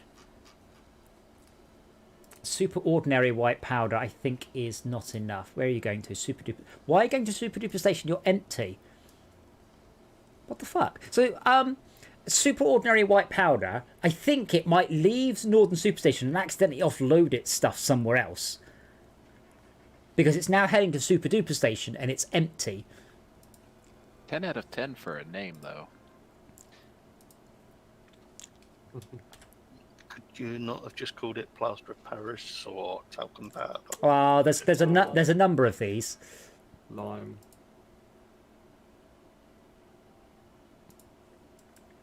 Eric Clapton. Is that a real thing? Eric Clapton wrote and performed Cocaine. On cocaine, maybe. No, he wrote a song, Cocaine.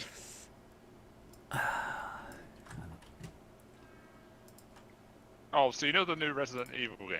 I know of the new. Yes.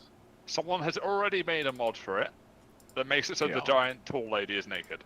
Hooray! Game of the year. Rule? Whatever Rule 34. It took a day. Yeah.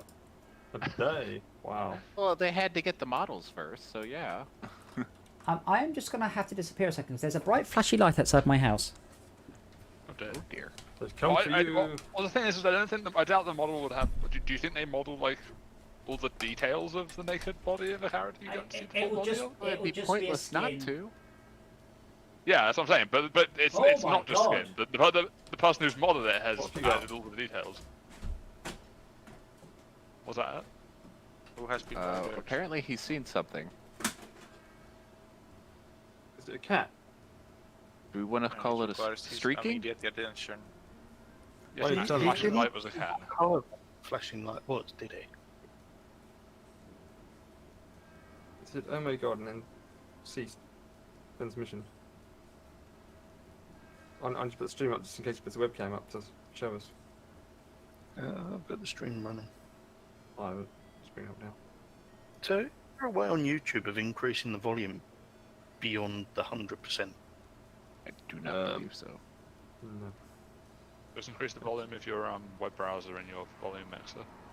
It's on Oh. 4. Yeah, I was thinking about that. Windows really does need a massive overhaul in that area. Just because Does it? all the crap we've had to do with streaming and just me just wanting to muck around with sound effects and things. And people using, like, for example, here's an example. At work, I use a soft phone. That seems to crap up the volume of all the sounds of the system. It seems to make everything go quiet. So I can only hear the phone ring and the stuff on that. But people always complain about my microphone being quiet on the VoIP phone. I'm like, what? But it's got exclusive use of the microphone. I can't use Teams at the same time. So. I have returned. There is a thunderstorm going outside, and I have never seen the sky light up quite the way it is. The whole sky is going black, white, like the whole thing, like it's not localized. It's just everything goes white out there. Sounds Heat like lightning. an epic storm. No, I can't see it because it's behind clouds, so it's diffusing it. Yeah, that's called That's called sheet lightning. Well, not necessarily. It could be a single strike. Just sheet lightning is multiple forks simultaneously. But yeah, I can't. Oh, okay. I Sheet lightning was just like you couldn't see where the forks were. Sheffield or Wakefield way? yeah, pretty much. Yeah, that whole area is orange and red for thunder and lightning Yeah. storms. We had a storm Oh, earlier, we're but quite good in the Matrix. I've genuinely never seen lightning quite like that. Like the whole sky is just white. I can't tell even what direction. Like everything I can see out that window is lighting up. That's pretty cool. How did Girthimus Right, I think this might be the problem. Girthimus Maximus has been sitting at this station for a long time. Too girthy. Full load of any cargo, and he's empty. Why? But it's sitting here with full of passengers, not loading, because Girthus Maximus goes to Woody Woodpecker. Isn't that a? It's a cartoon. It also doesn't accept passengers, so I'm just going to put that in a depot shaka because I don't know what the fuck you're doing there. Oh no, there are passengers there. So is there a station? Are you just like randomly using wood stations as drop-offs here? Is that why there's a whole bunch of people at Treadingbury? I don't know. Again, it's best to have a specific terminus station you do it with rather than just having random things. It's quite hard to service that many stations. I think that the station limit will be easily hit if one has all the goods in the same station. Well, I don't think that's not our issue. What's our detail? I mean, we're at our station limit. We have been for a long time. We're well over it. We do with a few more vehicles. Our min profit's what's hurting us for our main ratio. One can't do a station that has 14 lanes. Will complain that it's too big. Hello, did you change your voice channel back from Brazil? No. Thought it took a long time to connect, like halfway around the world.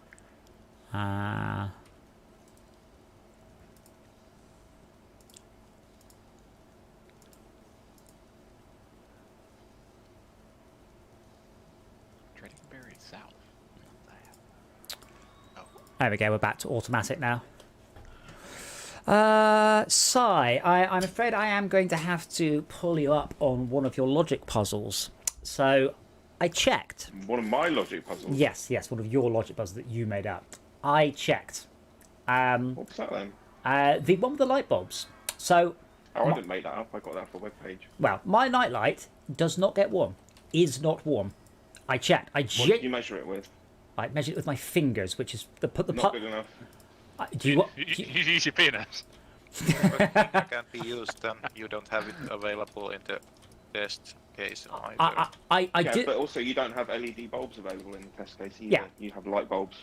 But you did say that even if it's an LED, it doesn't matter. But I mean, this is it is a nightlight. But I was expecting to be wrong. Genuinely, I was expecting just to feel some warmth around the back, and nothing. Like it's as far as I can tell, it's room temperature. How convenient. How convenient. Well, is that Don't convenient? believe me. How would you like me to prove it? Would you like me to take a picture with my thermometer? What thermometer have you got? One with the numbers. What? Because get an extremely accurate Yes. thermometer. 'Cause Yes. Because if the test case doesn't provide for LED bulbs, then it doesn't provide for that either. So yeah, bring whatever that you need. When to was the last prove calibrated? unequivocally. Well, Yeah, exactly. Yeah, needs a calibration certificate. let me show you my favourite picture. You don't need a calibration certificate. I just need to point it at two things, like the wall and the thermometer. That's my favourite photo with my thermometer. I No, think you you need need to to use get Dragon's triple Den point. immediately because you've invented lighting that creates only light and no heat. I'm sure it does generate heat. I didn't say that. It doesn't generate appreciable heat. So Those are therefore, not different things. Well, Well- when were your fingers less calibrated? against the wall. Do you like the When picture? did you last calibrate your fingers? Do you like the picture, The point I'm Jay? now Got a making certificate is for that we can analyse it into Oblivion. Point of oblivion, yeah. Like point of absurdity and then continue. Sorry, I've got a little sidetrack I'd like to go down here, if I may. Just 2 seconds. Please. I just want to say I will agree it is warmer because obviously science, but it is not appreciably warmer. Okay, that's fine then.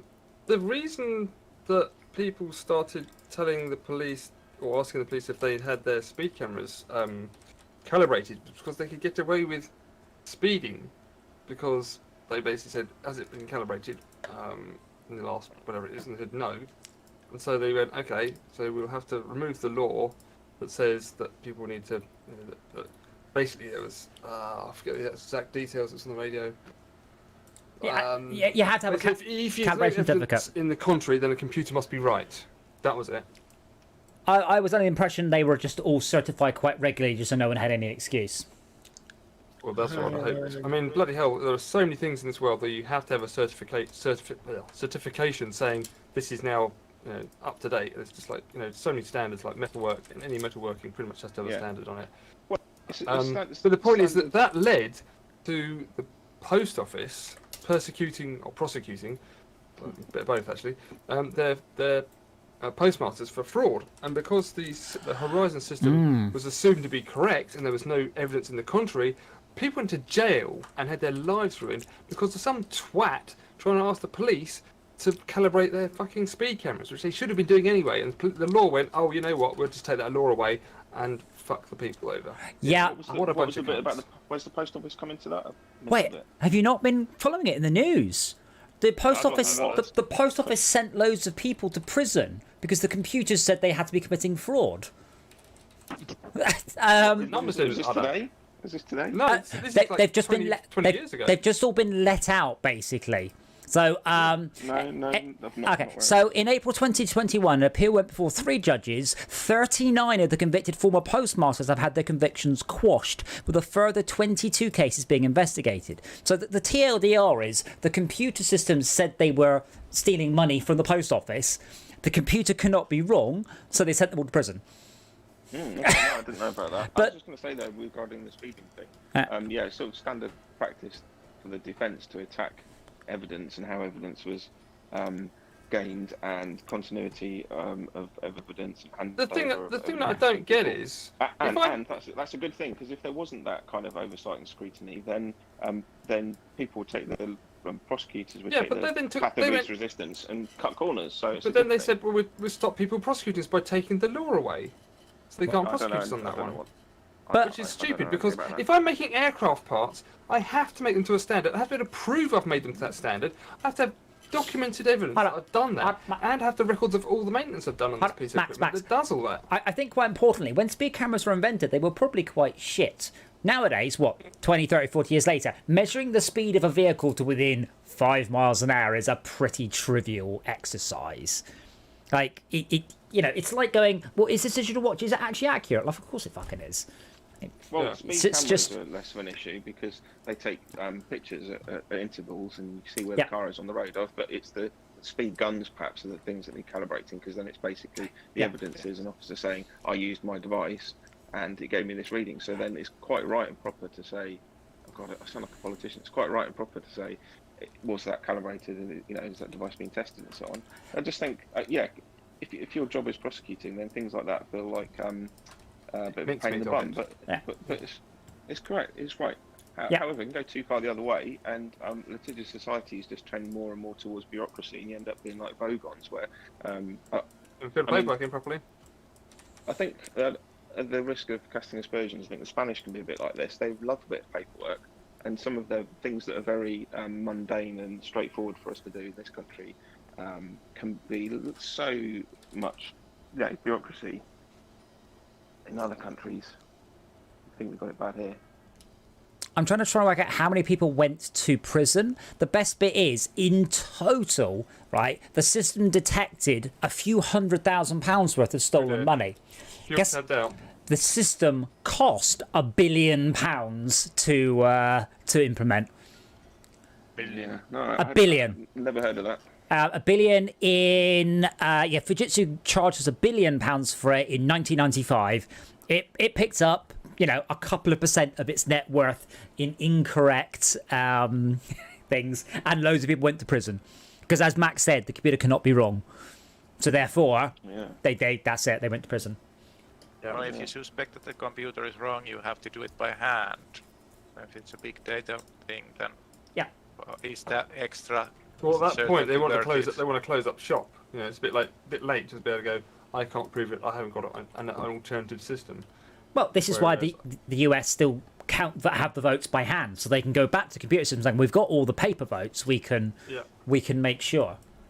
Well, computers don't make mistakes. Just do what they're told, unless they're a Pentium. Well, they're told to make mistakes. That's the problem. Or solar flares. Humans are flawed. Yeah. The sooner we realise this, the better. You know. Speak for yourself. Programming I'm languages are perfect. not broken, but programs are. Wait a minute. What about Mary Poppins? About Mary Poppins. Well, she's practically perfect. In every way. Yeah. But if she's practically perfect, that doesn't mean she's perfectly perfect. So what is she imperfect at? Appearing in sequels.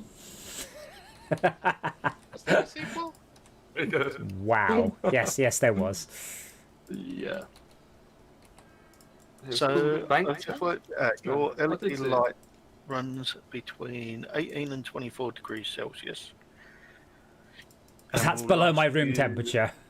If you're running it for 24 hours a day, it will last you 41 years, 3 months, 14 days, and 8 hours. I would like to point out that it colour cycles, so I suspect it will last even longer because each LED is only on for 1/3 of the time. Not necessarily. No. I want to let Could LED last Could be an 120 years. LED. This is true. I haven't taken it to bits, but it's got a very nice diffuse light on it.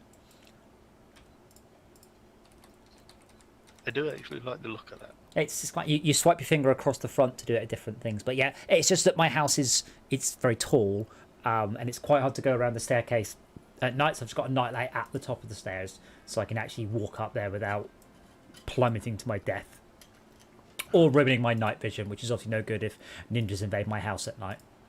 Well, you eat more carrots then, You clearly. have to worry about that. I'm allergic No, it's the to ninjas. almost everything that's horrible. I'm allergic to ninjas. Oh Not my very good god, the ninjas if the mere clouds! presence of illumination. can Well, thwart them. has it ever crossed your mind that perhaps every country in the world have ninjas, but it's just that we only know about Japanese ninjas because they're rubbish. Yes.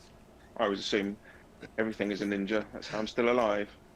Do you know? Are people? Do you know what ninjas are? Like the ninjas we know, like the Ninja. that run around in the darkness and no one can see them. Do you know what that is? Because it's brilliant, the story behind it, and I love it. And I'm Yes, I've seen cartoons. How they got to look like they do? why are ninjas? Yeah, and I refuse to know the look it story, up. and it is just glorious. in case it's not true. I'm fairly sure. But so essentially, when you watch a piece of theatre, a piece of stage theatre, if someone is dressed all in black, you pretend they're not there. You know, they're moving props around, they're bringing stuff on, they're bringing stuff on. They're not there. You know, we all have. You know, you've gone and seen theatre. You know that you don't go, who's the bloke dressed in black? And this was an accepted trope. I was always so confused by that character. And then, and I don't know what play it is, but basically, the stagehand murdered one of the characters in the play, which you're not allowed to do. It's like, you know, fourth wall breaking, and then it became a popular trope, and then from that we get ninjas as we know them, as stealthy assassins all dressed in black. And if it's not true, I don't care, because it's too good a story not to be true. It is a good It's a bit like why we clink glasses together. So we clink glasses together because the Greeks were unhappy that wine has a taste, wine has a smell, and you can feel wine, but you can't hear it. And they wanted to clink the glasses together to gain the fifth sensation. Did you know that? Oh, Because that's oh not my that. God. Because that's not Yes, true it's either. this. Because that's not true. The real reason is that pirates, they would to prove that there was no poison in their tankards, would clink their glasses together. So you know they'd splosh into each other. So the poison mixed, they weren't poisoning each other. Yeah. That's not true either. Oh my Yeah, they God. both sound complete bollocks. Yeah, no one knows. Oh my god, these seriously, the clouds out So- there. I someone wish said- I had a sky dome. No one who's alive knows. Well, nobody who's dead knows either. I guess it's They might do. somewhat. the storm's moving north. I know So it, I you know. might be getting it. Just bear in mind that you not knowing something doesn't mean that nobody knows it. True, but if they do know it, and I'm not necessarily saying that out, why haven't they edited Wikipedia so everyone knows it? Might have been banned from Wikipedia. So What's the fucking hell happened here? Well, Adam, they kept trying to put it on Wikipedia, but Is no this one the believed massive train backup? I just unclogged it. Oh, One bad signal did that. Wow. Yeah. Was that my bad signal or yours? Tad. It's at the improvement. I didn't put anything. There was one path thing, and I swapped it to a one-way, and that fixed everything. I wish that I had a...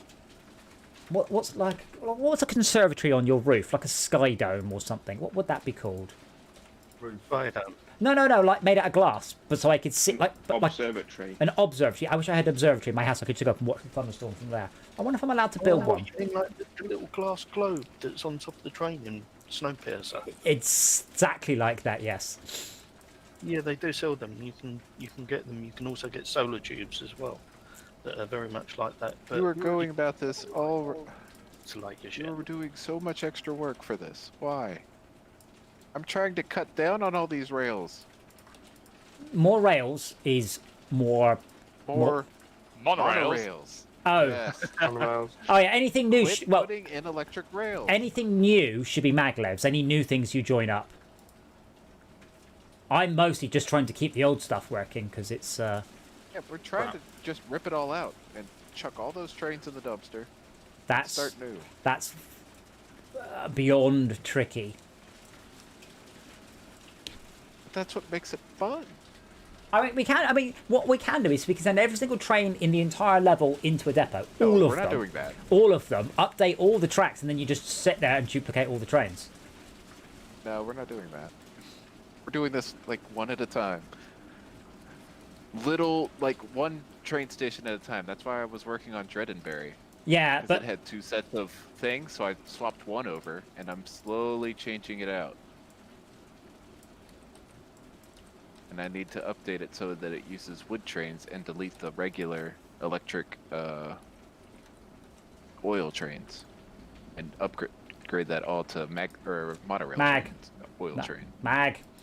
If you've No, just I'd already finished it by the time it was. if you've just done a monorail setup, it won't be that hard to turn it into a maglev setup though. Like you Yeah, won't. but we have no main spine of maglev yet to No. attach to. But I mean, we could Need that. we could get a single rail at Fuffenford to maglev without too much effort. Yeah. And we have to do it sooner or later. Well, we don't have to, but we probably want to. Yeah, but yeah, we definitely want to. Right. Well, let me make the upper line in Fuffingford. Frau. It's all about Deathloop. This chemical plant has been just rock solid this whole playthrough. This what? The chemical plant is Chemical Deathloop. plant? The fuck's a chemical What plant? it's called? Oh no, definitely not. Oil refinery. Oil refineries we do have. Chemical plants we don't. Anyway, we have an in now to Fuffingford factory. Fuffingford. Fuffingford.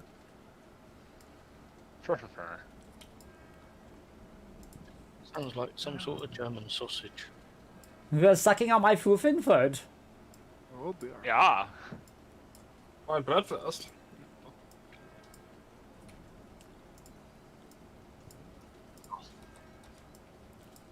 Did not expect that. That's what she said. Neutral. If she doesn't expect that, you're doing things wrong. Unless you have pre-consent. She wasn't expecting just the sheer magnitude rather than the actual. Well, she wasn't expecting the girth as opposed to the surprise appearance. Should you Surprise always girl. get consent before surprising someone? No. So surprise is always positive. Shock is always negative. Surprising someone is 100% of the time a welcome thing. The dictionary may not agree with me there, but that's always the rule I've lived by. Let's have a look.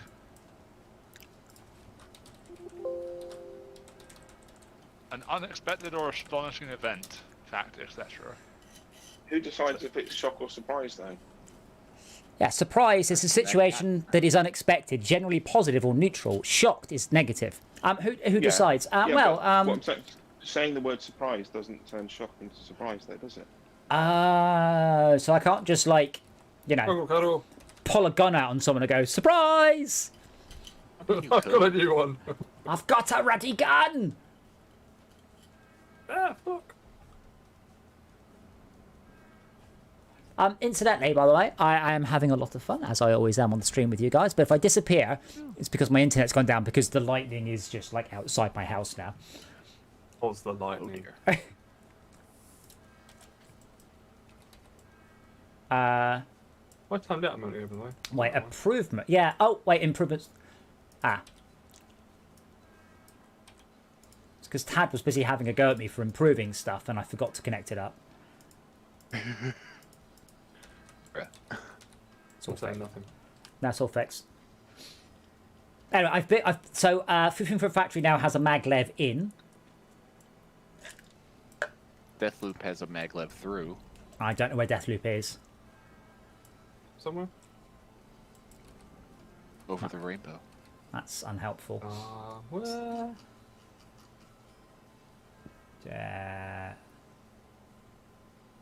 Every time I stop... How high can one go in the map? Well, I mean, that's where you go to find out how many kilograms are on your train, isn't it? around the Deathloop.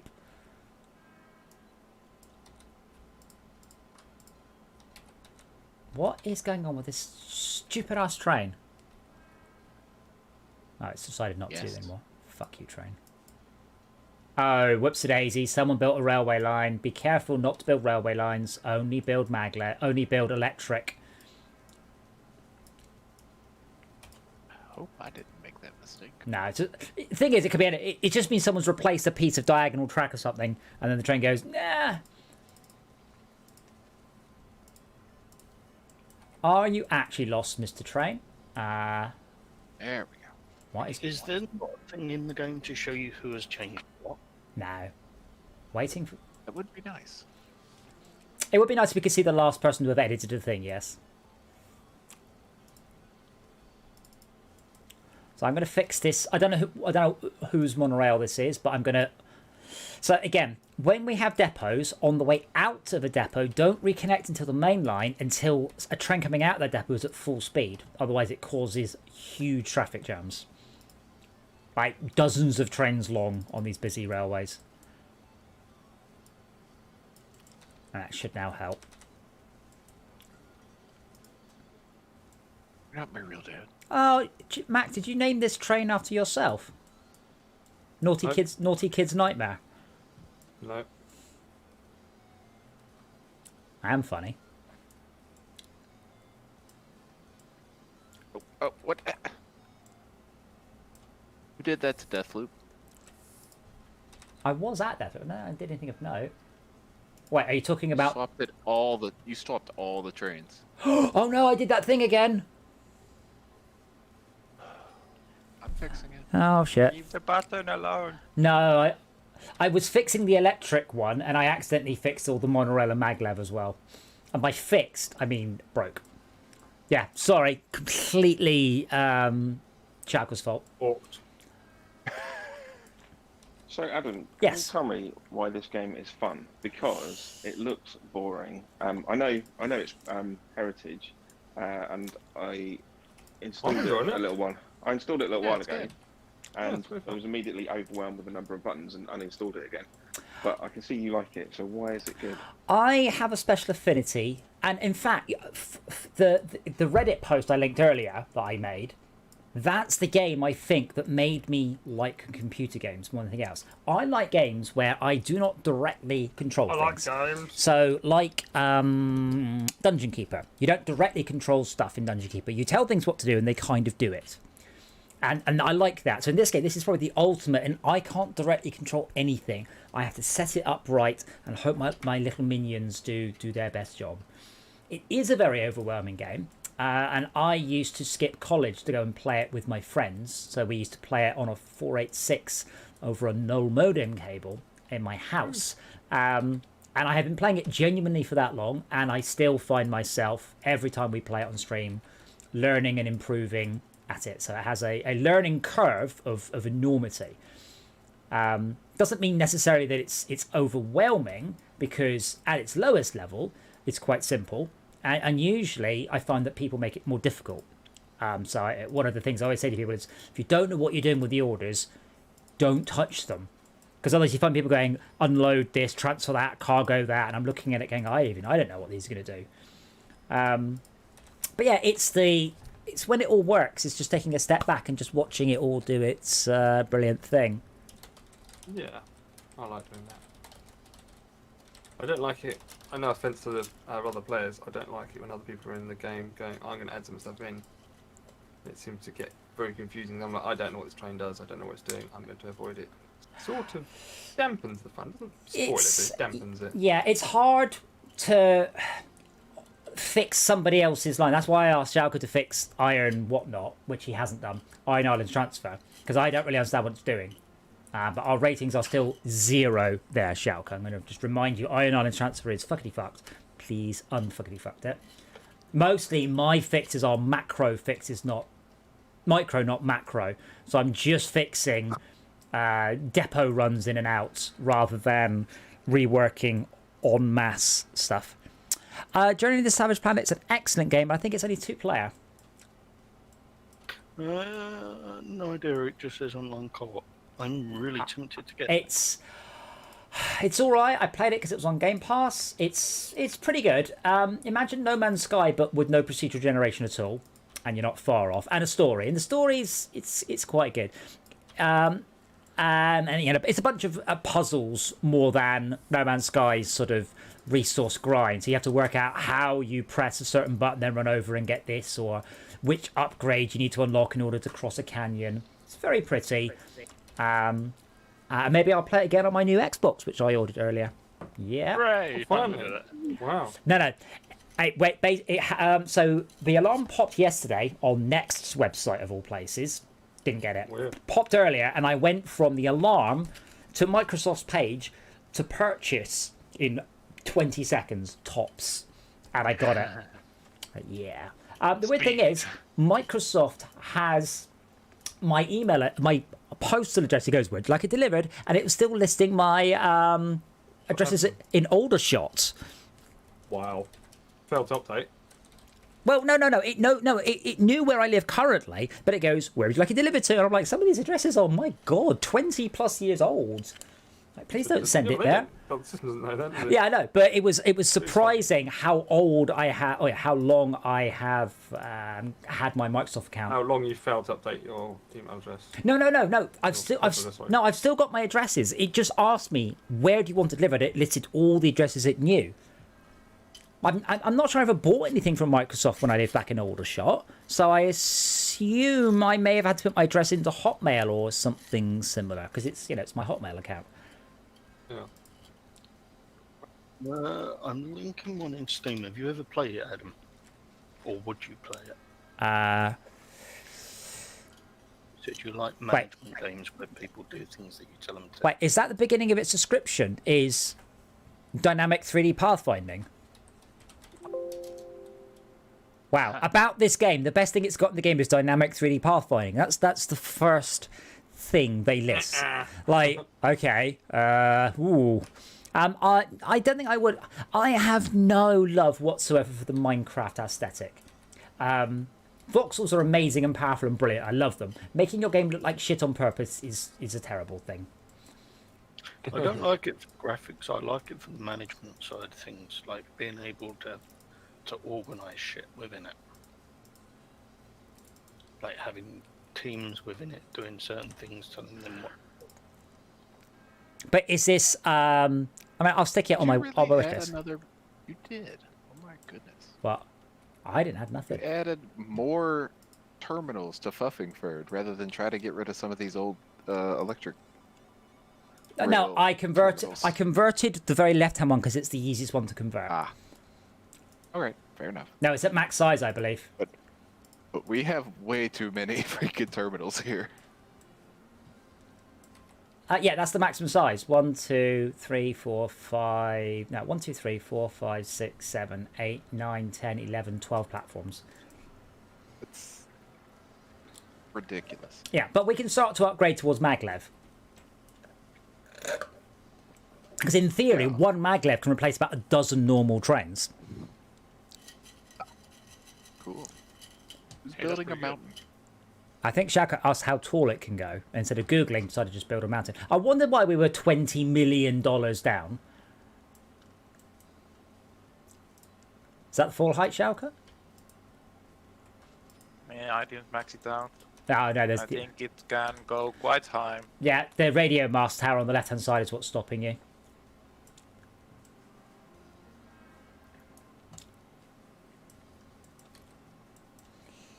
How many trains come here? But yeah, a lot of what I've been doing has been fixing depot loading and unloading and fixing like sharp corners and things. Sharp corners really hurt the faster trains. So let me see. Iron Islands transfer is still full of shit. Dreadingbury Woods is doing a very badly, Tad. Dreadingbury Woods? Yeah. Oh, wood. Yeah, I never Wood. built a wood train. Oh. Gotta do it. Hang on. I don't think we've got a sawmill hooked up to maglev yet. Or monorail. Monorail. Yeah, we do. Fufenford Factory. Huh? These buses Oh. are shit. Fufenford Factory is sawmill and factory. All right.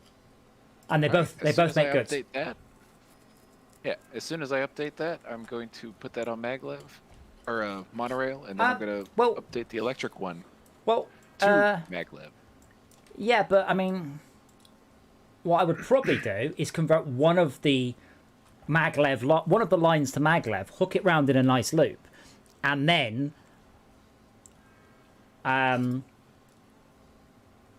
English.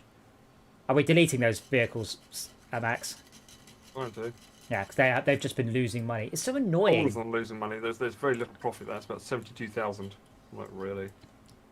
Well, it doesn't. So I come up with the minimum. I think it has to make 120,000 in a year. I think. Performance history. Our minimum profit is 0.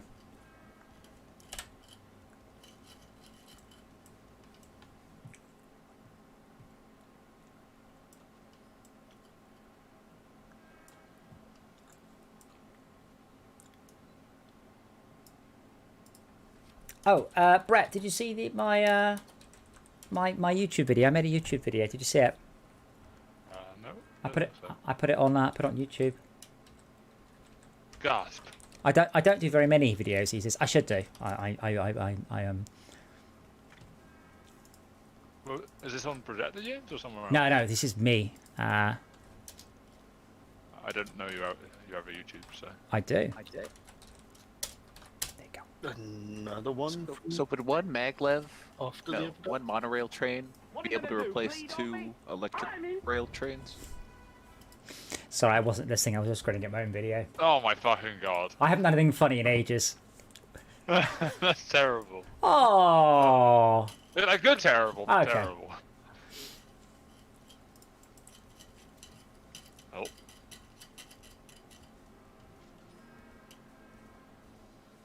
Oh God, so many. Oh, Wait, do you mean the MP one? Do I mean what? The MP Monty Python video. The one I just linked there. BNP. MP Monty Python. Right. So I did BNP. I'm like, what? The British National Party? Isn't that who that emulator thing told you to vote for? I can't remember. Was it? No, I think it was one of the less racist ones. I think it was something like Britain First. It was a pro-Brexit, not racist one, and I'm like, yeah, no. Yeah. Like, which of my worldviews do I have to change so I'm not affiliated with your political party, please?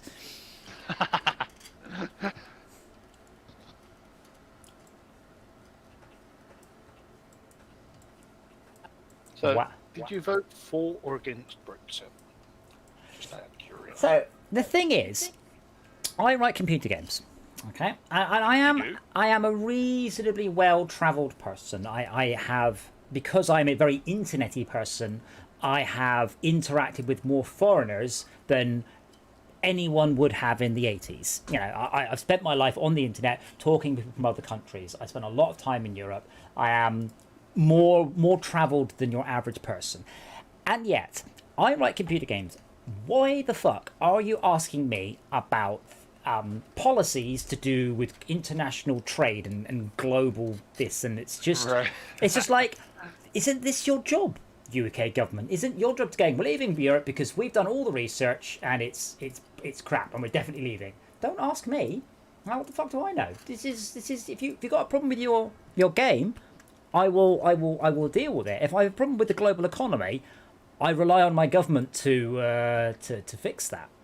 And they asked to share the blame because they knew it was a bad idea, but it suited them. Yeah, well, personally, I believe they were very much expecting them to lose. I don't think anyone was actually expecting the vote to go that way. And it's kind of like, oh shit, sort of moment. Yeah, I'm pretty sure like the initial reason for them doing it was that like, if it had gone the way they thought, then it would have like regained some of that. It was to shut voters. Yeah, it was to shut up the Conservative Party, who said we should leave, just to prove that nobody wants to leave. But unfortunately, there's one good reason to stay, and there's a bunch of, and I'll use the term loosely, good reasons to leave. You know, we want control of it, we want to make our own laws, we don't be controlled by them, immigration, blah blah blah blah blah. There's lots and lots of reasons to vote out, but only one reason to vote in, which is it's a sensible idea. And that's what the problem was, is it was the sensible vote in one direction, and in the other direction, a whole bunch of fractured votes. And the problem is that those fractured votes are not going to be happy with the result, because, as I said, the UK has always had control of its own borders. For some reason, we are amongst the countries in the world that actually send the fewest people back, and I don't know why. I have no idea why the government... We've always been sovereign as well, and we always made our own laws. And those laws that we had to comply with the EU, we were basically on the voting panel to vote them in. And we suggested some of them. So the whole idea of, unelected officials in Brussels telling us what to do was complete. Well, that's... I'll stop. I would say one thing. I don't believe the trade agreement or the trade union was ever set up to make or impose or suggest laws. I think that should have been done by another entity. There should have been another branch that dealt with that. But Jay, if you tried to pass a law that UK didn't like, we got to veto it. That's the good thing about the European laws, is all the member states have to agree. You can't make a law that gives one person advantage without, maybe it does, but then you'd have to get other people to vote for it in exchange for something else. And one of the reasons I saw is, Angela Merkel and her European army, they're going to have their own force. I'm like, yeah, now we've left Europe, we can't veto that. So, one of the saddest things is, rightly or wrongly, I mean, accepting that the European project changed greatly since its inception, and maybe it's okay to have a what's the word, consultation referendum without actually making it a binding one. I think most people would be fine with that. But the thing that I think sad is the overwhelming correlation in the demographic of who voted to leave was very much older generations, and basically people it's less likely to affect, and those who it will affect. Put it bluntly, we voted out because of all the votes of people who are basically going to die. They probably have died since they voted. A lot of them have. Yeah. I mean, speaking as someone who has been also, you vote for your own circumstances, not for the better well-being of the country. But the problem is that all students. Hold on, Max. That's not true. All the fucking Cornish voted out, and they're the worst hit by leaving. And then all of the immigrants from England living in Spain voted out, and they get hit by it. So people literally voted against their own best interests. It's just insane. I know a guy that sold everything that he's got in the UK, and decided to go over to France. Cool story. But there's more. he voted to leave. What? But he didn't ever bother becoming a French citizen, obviously, because he doesn't need to. He's going through the process now of becoming a French citizen. Oh. He's got something like 3 years to learn French fluently. Mais oui, monsieur. Monsieur. Monsieur, Not sorry. name. Monsieur Perrault avec le parapluie fromage. Monster. The thing you said about people voting against their own interest, though, that goes back to your first point about, well, they shouldn't be voting. It should be the government doing it. Yeah. They're easily hoodwinked by, red top media and Experts. social media. Buses. Yes. I think it was very uneducated. I don't think there was a lot of true information put out about it. Now, there was plenty of true information, but there's also plenty of false information. What got me more than anything else about this whole thing is, was it Britain First or Vote Leave? One of the campaigns was outright found to have broken the law. They had more money put into than they're allowed. They broke the law. End of discussion. There's no discussion about it. They've all been found guilty. But we didn't throw the vote out. We decided to keep it. And I was like, hold on a minute. If I cheat in an exam and I'm found guilty, we don't go, oh, well, we've given them the certificate now. You take the certificate back.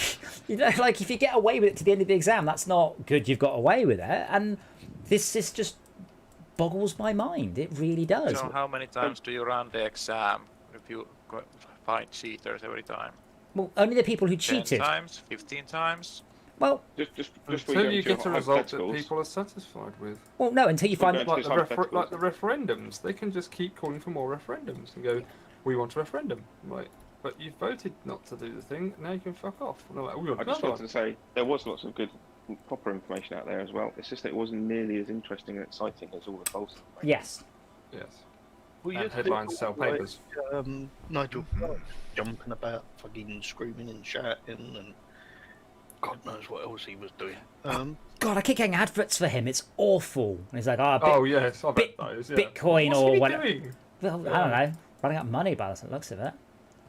What, Nigel Farage? Yeah, I keep getting Yeah. these adverts for him basically going on about... With him in it. yeah, For him. yeah. He's just Not- a sort of face. I'm Nigel... I know- in some I corporate know, thing. ironically, he's making a lot of his money on this. I think it's called Cameo now. Yeah, where you Cameo. just, record yourself and shit. Yeah, and you no, just get £100 an hour Thi- for that. this is some investment Bitcoin. I don't fucking know what. But it's like, oh god, skip. Like the other one that was going around that was all fake, was it? You had like Richard Branson. No, it's a YouTube advert I keep getting. Yeah. I don't know why. No idea. I use AdBlock. Well, not on iOS, you don't. Don't use Apple products. Oh, okay. But on Android, you've got an ad blocker. No, not on Chrome.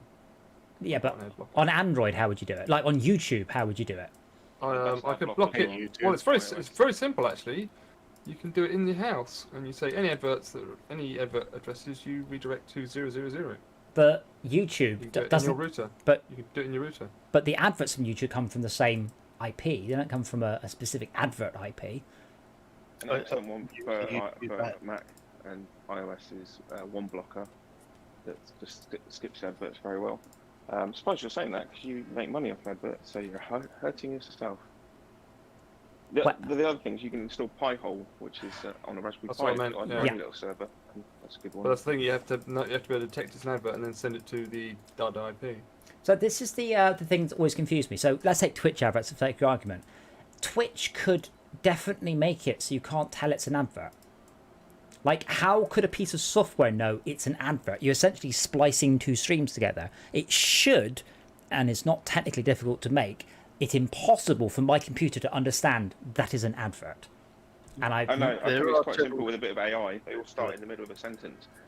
But you'd have to do something about Tom Scott videos because they do as well. I mean, I'm pretty sure Twitch has actually got better at that. Like, some ad blocks have stopped working on Twitch recently. But yeah, I genuinely don't understand why the Muxer doesn't essentially embed the adverts directly over the top of the stream. So as far as I'm concerned, it's still the same stream.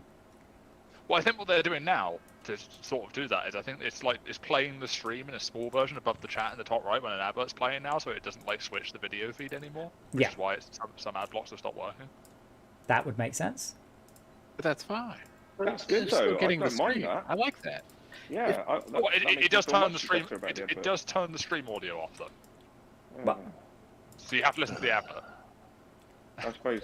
Yeah. Baby steps. Baby steps. So I watched a friend of mine That's a good stream. start. Watched a friend of mine stream for the first time in ages, and it started off with I had to message him going, "Hold on a minute, I can't see what you're doing." The adverts popped up and then they crashed, so I was stuck with the advert on the screen. So That reminds me a bit about it's startling for us Brits the way that American TV treats end credits because it would just like squash them into the corner of the screen, or they would just take like 3 seconds flat to go through the credits. They're basically just paying lip service to the credits, whereas on UK TV they would always play out at the speed that they were recorded. You know what I mean? Like, yeah, they will. if they start playing the next show, all the adverts whilst the credits are in the corner of the screen. They will now squish them into half screen going, and coming up next, it's blah blah blah blah. I believe in the UK we are legally required to show the credits. I believe that's what the difference is. In the US they aren't. If you go to Well, China, it looks like they're legally obliged to show them, and that's why they're doing it. But they're doing it in a sort of petulant, just about meeting the letter of the law, but not the spirit of it kind of a The way. American way. so here's a question for you. If China hasn't got any copyright laws or anything, they release a film over there, anybody can copy Wait, it. or who do hasn't? with it. Who hasn't got any China. copyright laws? Of course they do. Of course they do. China. Of course they do. Where'd you get that from? They just don't think very much about Western copyright. Oh, right. So Or they've got IP. their own Legalities. their own idea of copyright that's nothing to do with what we think. And essentially, if you try and take a patent claim against a Chinese company, the Chinese government will find in their favour, not in your favour, and vice versa. Every time. But I need to check this, but I'm pretty sure that France don't have a sample law, because I've got quite a lot of sort of French hardcore techno tunes, so they just sample stuff crazily, like to the point where you would get into trouble doing it anywhere else, like just lifting out like entire chunks of Imperial March, going. Whereas, for example, quite famously, Aphrodite did a sample of Superman, and I've got the record, and it says, the Superman fanfare is copyright John Williams, 1970, whatever it was, 1979, I think it was. So, they've got sample clearance, but then I've got these sort of French tunes going, I'm pretty sure these aren't legal, but I'm really sure you've just sampled stuff. I miss the that sort of pirate heyday of music, where the Prodigy would just, like Liam Howlett, a lot of his songs, none of the stuff he wrote in it was his. It was all sampled from dozens of places put together. Fatboy Slim, again, the same thing. Very little of what he does was original.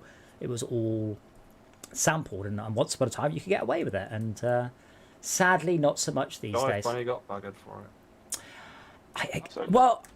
Were they? When was Jive Bunny? Weren't they doing stuff that was out of copyright?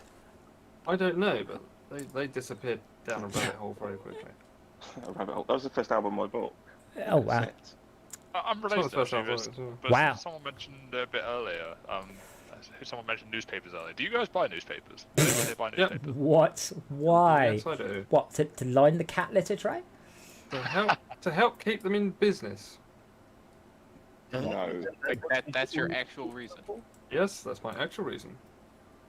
Interesting. It's also a local newspaper, not a Oh, national. I was so just going to say. Okay. it's well, not that's like it's, I like National Express or whatever it is.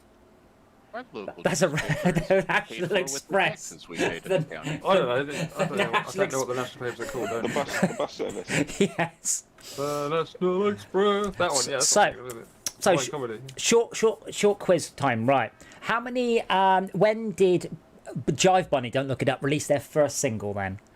1991. 1989. Oh, Wh- not bad. When did they 2 years release? out. When did they release their last one? 1989. 1991. Yay! How many singles did they chart? 1. 11. 11. 11. Rich now. Probably not. The famous one was Swing the Mood, which was number 1 for 5 weeks in 1989. But yeah, they did loads and loads. But they were recordings from the 30s, 40s, and 50s, so probably they could get away with it. So Les Hemstock became a trancey day working with Paul Van Dyke.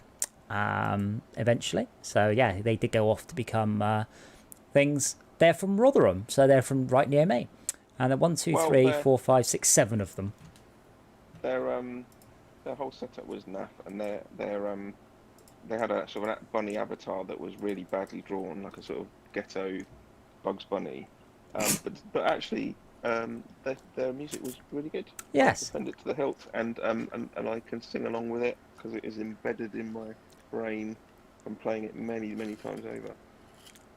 Something interesting just happened. The reason I disconnected there was because I wanted to take a quick bit of video, and I found I had to disconnect Discord to shoot video because my bunny was running around in the living room in the dark, which he does doing zoomies. Is it a jive bunny?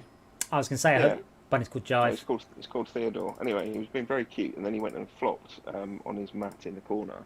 And so I went over and gave him scritches. Now he's never done that before because it's quite bunnies have to be very trusting to sort of flop onto their back when a human's near them anyway. But then he's never let anyone come near him whilst he's in that vulnerable position because bunnies, prey animals, they like to be on their feet if you come near them. So anyway, I thought, oh, that's amazing. So I'll video it. So I turned my phone into video mode whilst it's pointing away from him, and made sure the flash was off, and so it didn't scare him and stuff like that. And then I turned the phone towards him, and as soon as it sort of swept, as soon as it pointed at him, he bolted. And I'm thinking, I wonder if it's like he can see infrared or the focusing beam or something. Do you know what I mean? It's very much like he'd been shot by the camera. So I was suggested a YouTube video that explained how cameras and phones focus, but I didn't watch it. But there is one on YouTube, definitely. Because I've wondered this, because I swear Dora knows when I film her. I mean, she absolutely, right. she's like, what? Incidentally, I don't know if you guys saw the video. I will pop it up in the stream. I popped a video in the garbage flood thing out. I bought Dora a present, and she's using it. So it is a cat bed that looks like a noodle pot, but the lid only half opens. You know when you get a pot noodle, you peel it back halfway, fill it up with water, and fold it down. It's basically that. So it's perfect for cats because it's half out and half in.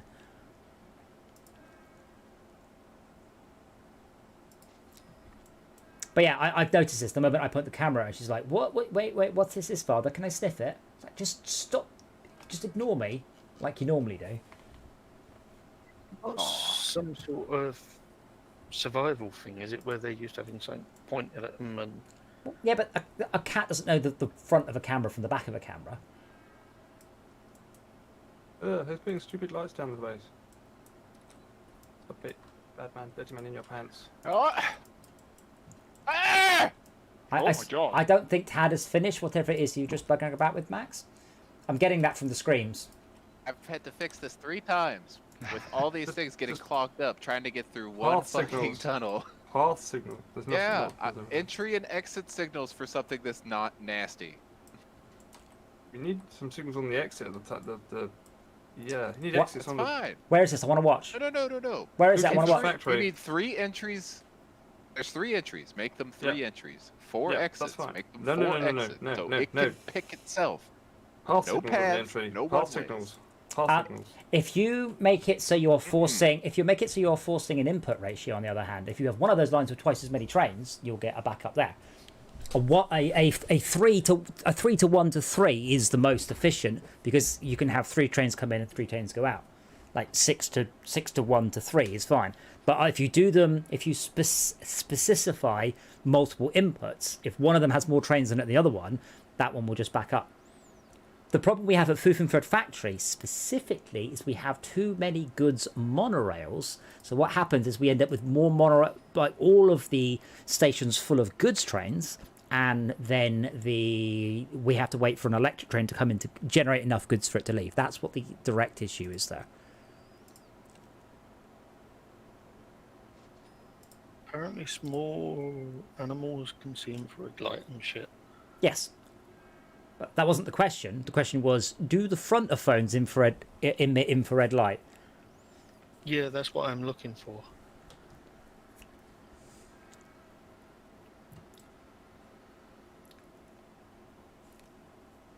Well, Yeah. mine's an iPhone 12 Pro Max, and it's got it's got lidar. 83 cameras. I don't know whether it uses that. An EP. It would make sense for it to use that to focus. It's it makes the AR stuff really good. Yes, I've used iPhone 12's lidar stuff for facial tracking. It's incredible. It's absolutely amazing what it does. You can put a product on your desk like you could before, but it also sort of mixes in realistic lighting and stuff. But then you can wave your hand in front of it, or someone can walk around it, and it's not perfect cutout stuff, but you can walk in front of and behind the AR object, which is very cool.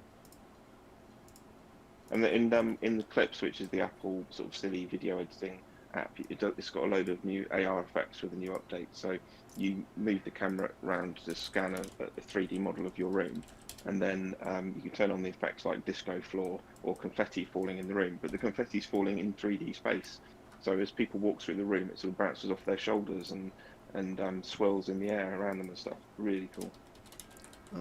It says that it shoots an array of dozens of infrared lasers to determine the depth and field. So, yeah, it's firing infrared lasers at your rabbit. So it's like Kinect. So we had some prototype Kinects, and they were brilliant because no one had ever done anything like the Kinect before. So the Kinect runs a low-intensity laser through a diffraction grid, putting dots in throughout your room. There's plenty of pictures and videos online showing it without an infrared cut filter. But it points at your face, so you're looking at this diffraction grid of a laser.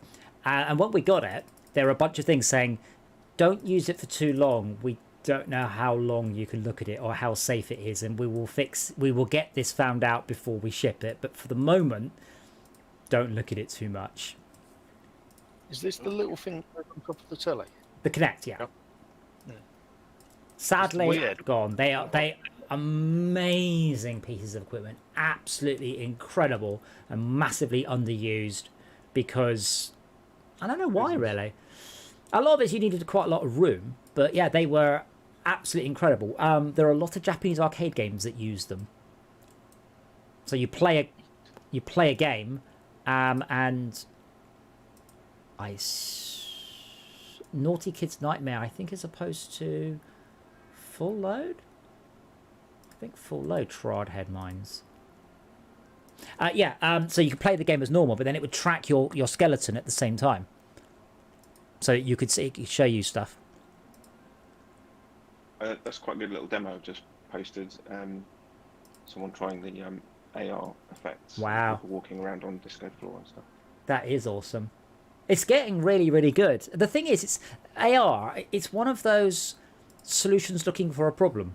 Hey, we can actually map your room. Okay, it can edit out people. Right? So what? It's like RFID. Yeah. For RFID, for a huge amount of time, was what I said. It was a solution looking for a problem. And then we went contactless purchasing of stuff. You know, it was that sort of thing later on. That is very clever. Apple have clearly got some sort of plan, though, because they've been building it in slowly but surely for quite a while now. And there's some obvious use cases like doing the in your sort of Maps app where you can point at the shops around you and have tags appear on them and tips like a sort of something out of Black Mirror, you know. Yeah. But apart from that, it's difficult to think of where they're going with it. I like the way it's editing the girls out of the effects. Yeah. Like, because it knows what the background is, and then it's that's really clever. Absolutely, yeah.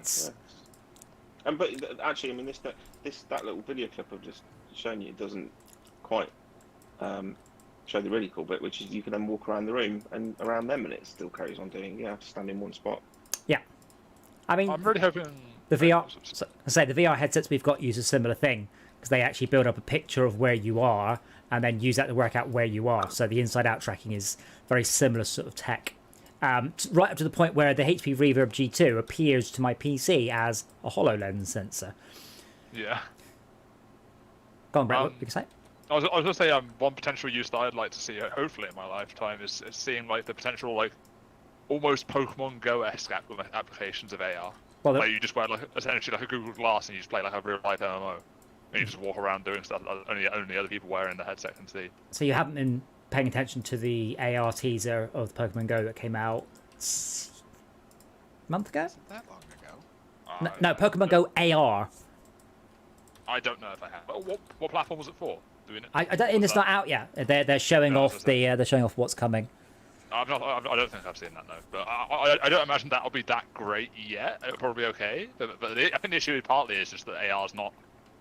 Well, in the same issue that VR sort of has right now is that it's quite expensive still, isn't it?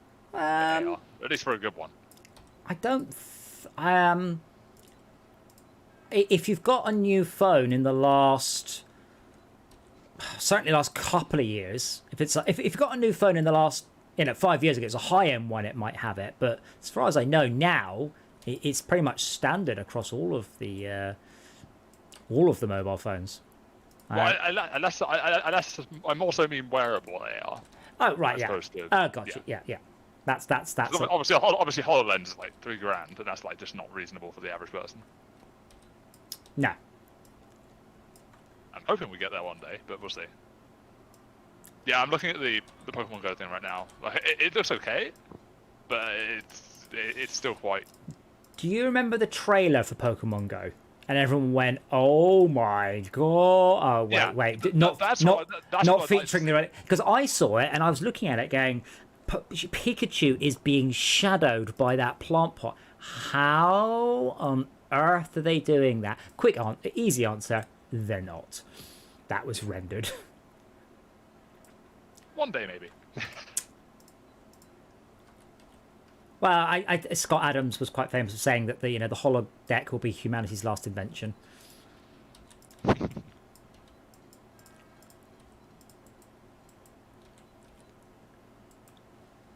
guess like that trailer, I suppose, in a sense, is sort of what I'm visualizing at some point. It would be cool to see that kind of thing.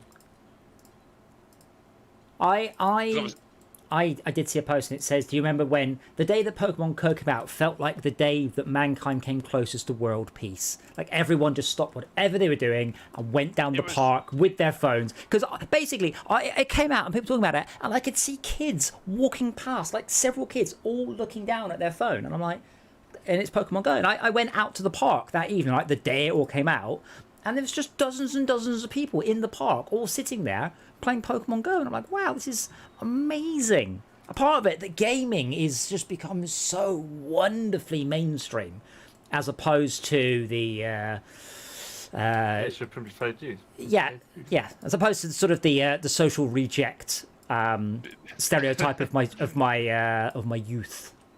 The WoW guy from South Park. Yeah. You don't understand, Brett. You don't understand. You're too young to understand what it was like. You are. I won't say very addictive. Obviously, I don't go back that far, but I wouldn't say it was cool when I was in school to play like Pokemon or whatever. Like it was there was maybe like one in 20 people maybe played on a Game Boy Color. Tad, I don't think you understand how pass signals work. You've just made this way worse. That train is waiting there, even though there are 3 routes it could take. We had to bring in our. So if I replace that with the pass signal, it immediately goes. If we were lucky, someone brought in a multi-tap, and then we could play multiplayer Tetris at playtime. So the advantage of pass signals over the other ones is they can work like entry-exit signals, because what they do is they can reserve a path. So when you have this sort of everything collapses into one path and then back out again, sort of a junction. I'm trying to fix what it's doing right now. Yeah, but you've made it worse, not better, by putting in path signals, because you've got entry-exit signals, which is fine. It will only proceed if there is an exit, which is cool and good. But what you did is you did it so it has to have exclusive rights to the entire junction. So like there, we've got 2 trains going through, even though if, quote unquote, if one of them drove into the other one, it would have had an accident. But from either of these lines, what is that train? Oh, I haven't connected at the exit yet. From either of those lines, it can go to the exit. But with path signals, the main reason to use entry-exit signals, is so you can ensure that a train has a place to go. But we've already done that. We've airlocked the entrance with path signals and the exits with, doesn't really matter, whatever signals. So a train will only go past there if it can get to the other side. But you can, as long as the train can route to the station without hitting another train, it will go through into that airlocked area. But this is about as efficient as we're going to get. But yeah, Adam, I wouldn't say that. Obviously, I didn't live in the period where no one plays anything. Yeah, without pushing the bridges back. Yeah. But I don't feel like when I was at school I could go up to any person and go like, "What game do you play?" Because not all of them would. It No. was like, No, it was very much. It was very much. Maybe 1 in 3 played FIFA or COD, like the early ones. I mean, I have mentioned this before. I say it was Wipeout. Wipeout was the turning point in computer gaming history from the fuck you play computer games, you fucking loser, to it's got Left Field and the Prodigy in it. Oh wow, that's really cool. And it was Such a great VR game now as well. I believe you think can't it play is, but yeah. Yeah. Honestly, that wasn't a game that I ever heard anyone talking about in school personally, but maybe that's just my age bracket. That was 91, I think. Yeah, so that's before like Night 95 no. is the original one apparently. 95. Oh wow. Having played just about every PSVR game that came out, certainly in the first 2 or 3 years, there was definitely some developers figured out the secret sauce to make things less vomity, and some didn't. Yes. Wipeout is kind of lauded as being one of the ones that really nailed it. Because I mean, it's got various different levels of throw-uppiness, but surprisingly, it's the game you think would be the most vomitous, and is surprisingly not. Wipeout was the racing spaceship. Yes. Thing, wasn't it? Yeah. Yeah. To be fair, No Man's Sky surprised me with its stuff. Like I can fly spaceships around, and I'm pretty good most of the night with it. But like, I guess this is relatively speaking, but I guess that for me at least, watching other people playing games in my age bracket, the peak of that for me, sort of realizing, wow, almost everyone's doing this now, was remembering, I think it was year 10 or 11 for me, we went on a ski trip, and suddenly everyone had got iPods and was playing Jetpack Joyride and Geometry Dash on their phones. Oh, yeah. How old are you, Brett? Year 10? What is year 10? I'm 23. It's 15. What year is that? Fifth year? 4th year? I'm losing track of time, I feel old now. I don't know what year that was. So It must have been... first year is year 7, second year is year 8. We used to call them first years and second years and stuff. I don't know how old I was then anymore, man. But... As I said, the Xbox 360 is now as old as the NES was when the PS2 came out.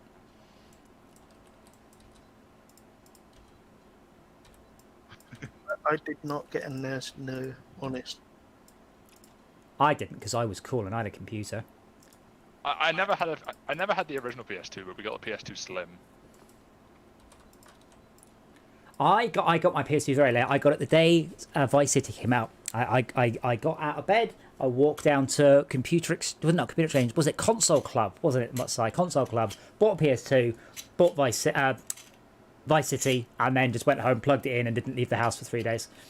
That was glorious. Our Nan for the longest time had a PS1 just because she knew that kids would, like her grandkids would come over and play it. So your gran used to tempt children in with computer games. I mean, her children, yes. Yeah, clever girl. I suspect my aunt did a similar thing actually. Like some of the stuff in her house wasn't for her. I distinctly remember playing. I think it was there was like a Beyblade game on there where you just control it with a joystick. God. Oh god. Yeah, the PS1 Mini really did hammer home though. How bad a lot of that era of games were. A lot of it was the controller was not up to it. What was that game? Twisted Metal. Great game. Great on the PSP. Not so good on the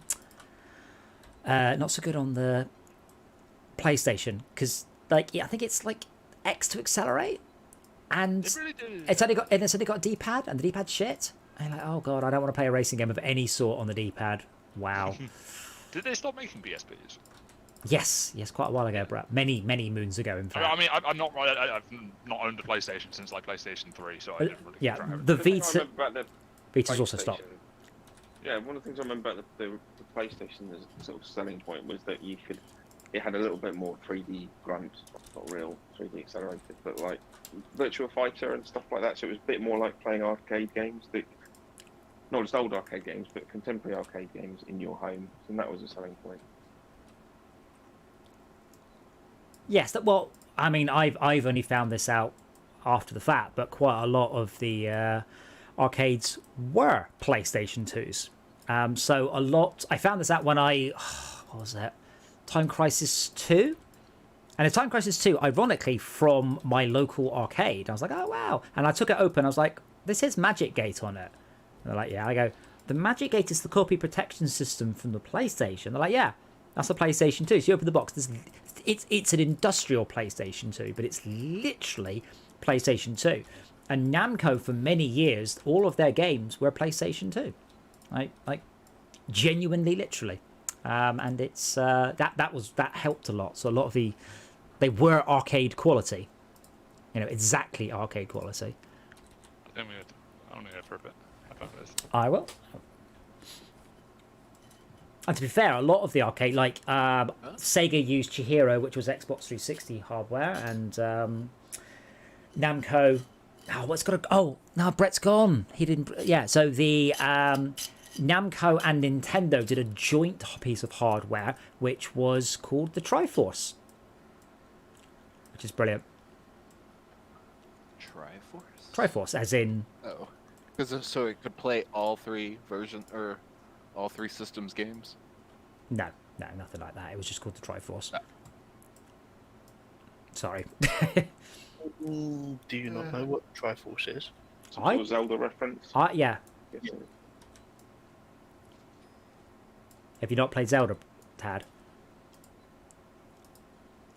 No. Ah, right. Okay. The Triforce is... Never played it. The Triforce the Triforce is two things. One, it is a thing from Zelda. Two, it is a thing from something awful, as in Newfag can't Triforce. Other than that, it's also the name of a piece of arcade hardware that was a joint venture between Namco and Nintendo. Bugger. Double bugger. But yes, I should head to bed. So I have television to watch. So. Oh dear. What's on the agenda for tonight? I'm still picking my way through. Not What We Do in the Shadows. That's something else. For Mankind. Or For Mankind. Thank you. I'm glad someone remembers what I'm watching, even if it's not me. I need to start watching The Boys next. Oh, have you not started yet? Oh, you're That's on my queue. definitely in for a treat on that one. It's one of those. I watched it. I can't remember why I watched it, but I watched it. I was like, yeah. Oh, wow. Oh, bloody hell! Like it properly. Yeah. A lot of it. I mean, I suspect it'll be a bit less impactful on you after Invincible, but it kind of went. Yeah, you know all that Marvel 12 rated shit. Yeah, fuck that. So yeah, really like The Boys, and there are some great interviews with the people on it as well. Some really, and it's got what's his face in it? What's that nice man? Carl Urban is in it. He's awesome. And the dude from Breaking Bad. Like, I was Giancarlo. really surprised to see him. Yeah, I was really surprised to see him in it. And the role he's playing.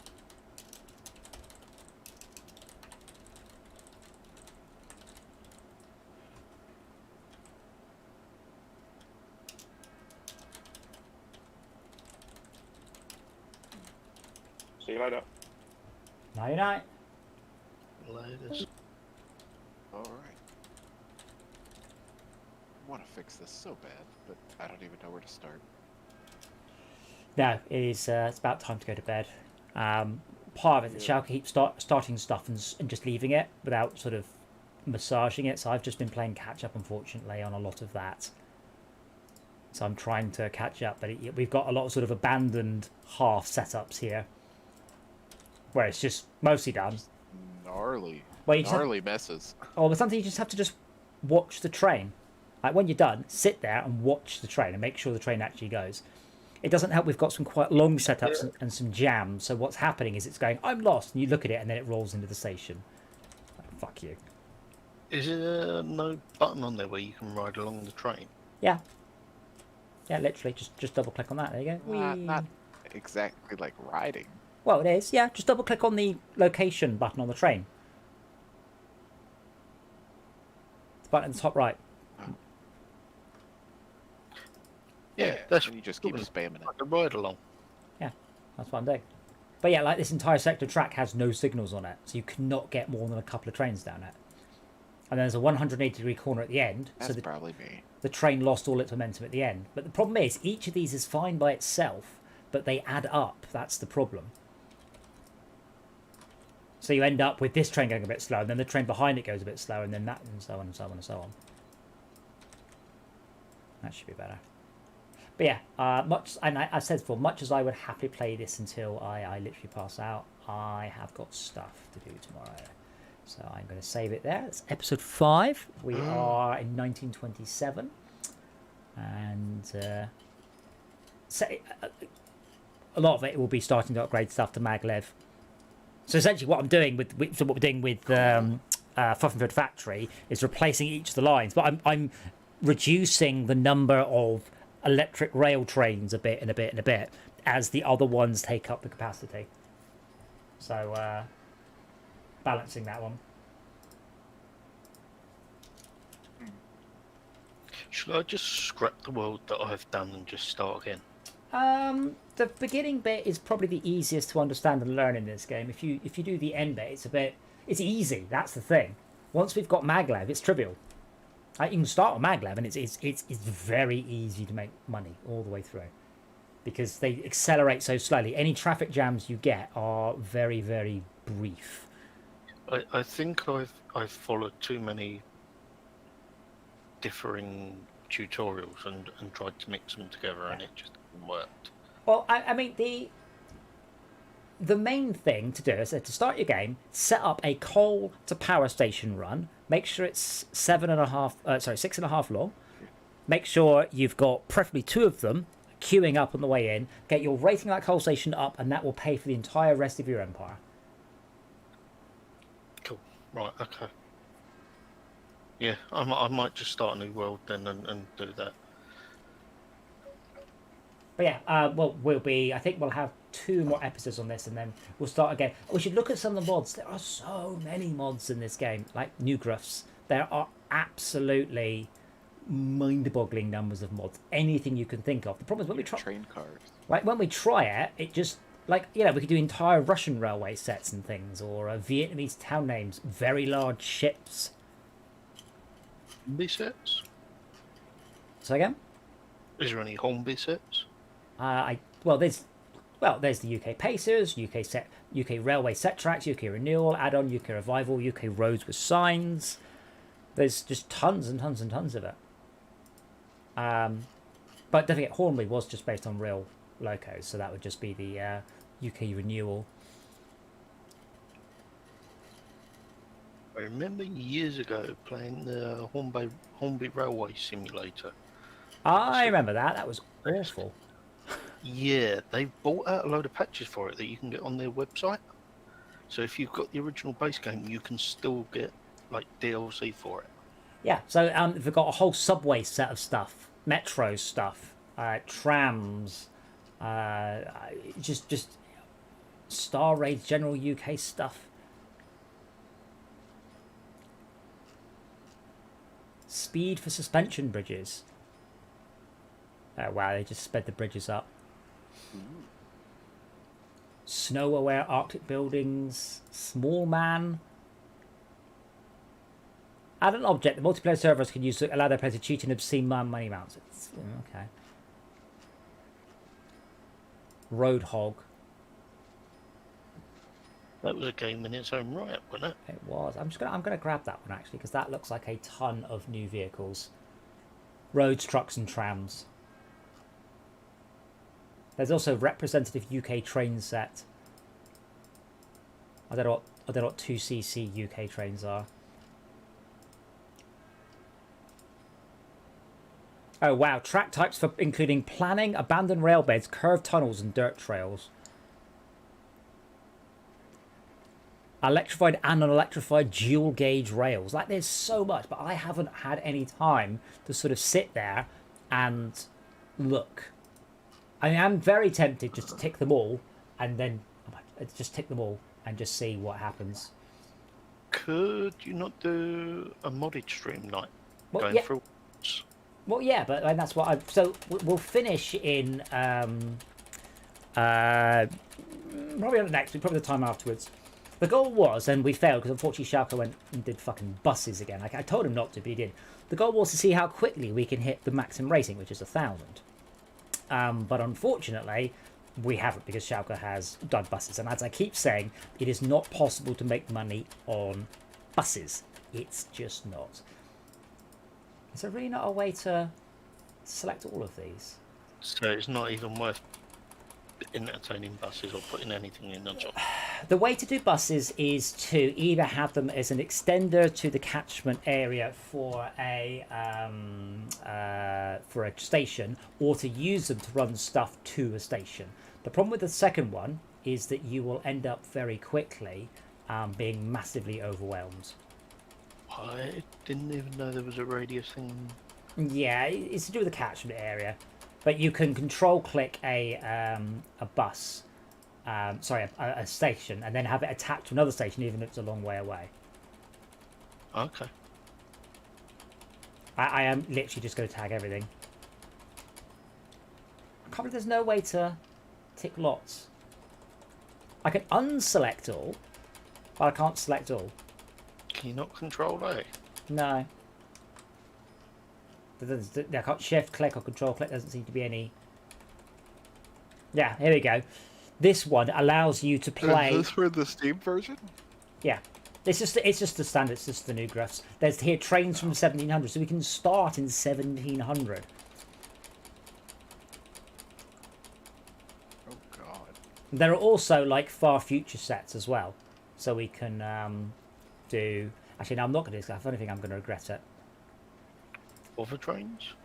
Well, yeah, we get maglevs already, but yeah, there's future houses for late game, future reality inspired maglevs, vacuum tube trains, wasteland. Oh wow. The problem is I can't see when the last time it was done was. That's a pain. But there's one here called Wasteland. Please click on visit website for more information. Put the information in the mod. Yeah, Right, but in the window. But the problem is it doesn't tell me what level it does. But yeah, the mods of this, there are lots of them. It's been having mods created for an extremely long time. I suspect it is desert, given the pictures, though. Oh, no vehicles are available yet. It's a post-apocalyptic mod for... But I have to start it in 2077. Okay. Is that when the world's going? No, that's because that is when it takes place, because it's post-apocalyptic. What I mean is that when the apocalypse is going to hit. Well, apparently, according to these people. Oh wow, there's loads. The Madcap, the Solar Tracker. What trait? That's just vehicles. Yeah, maybe we'll do a post-apocalyptic playthrough. Awesome. Right, I'm off to bed then. So I will see you guys all tomorrow for, surprise, more SnowRunner. We're just heading to a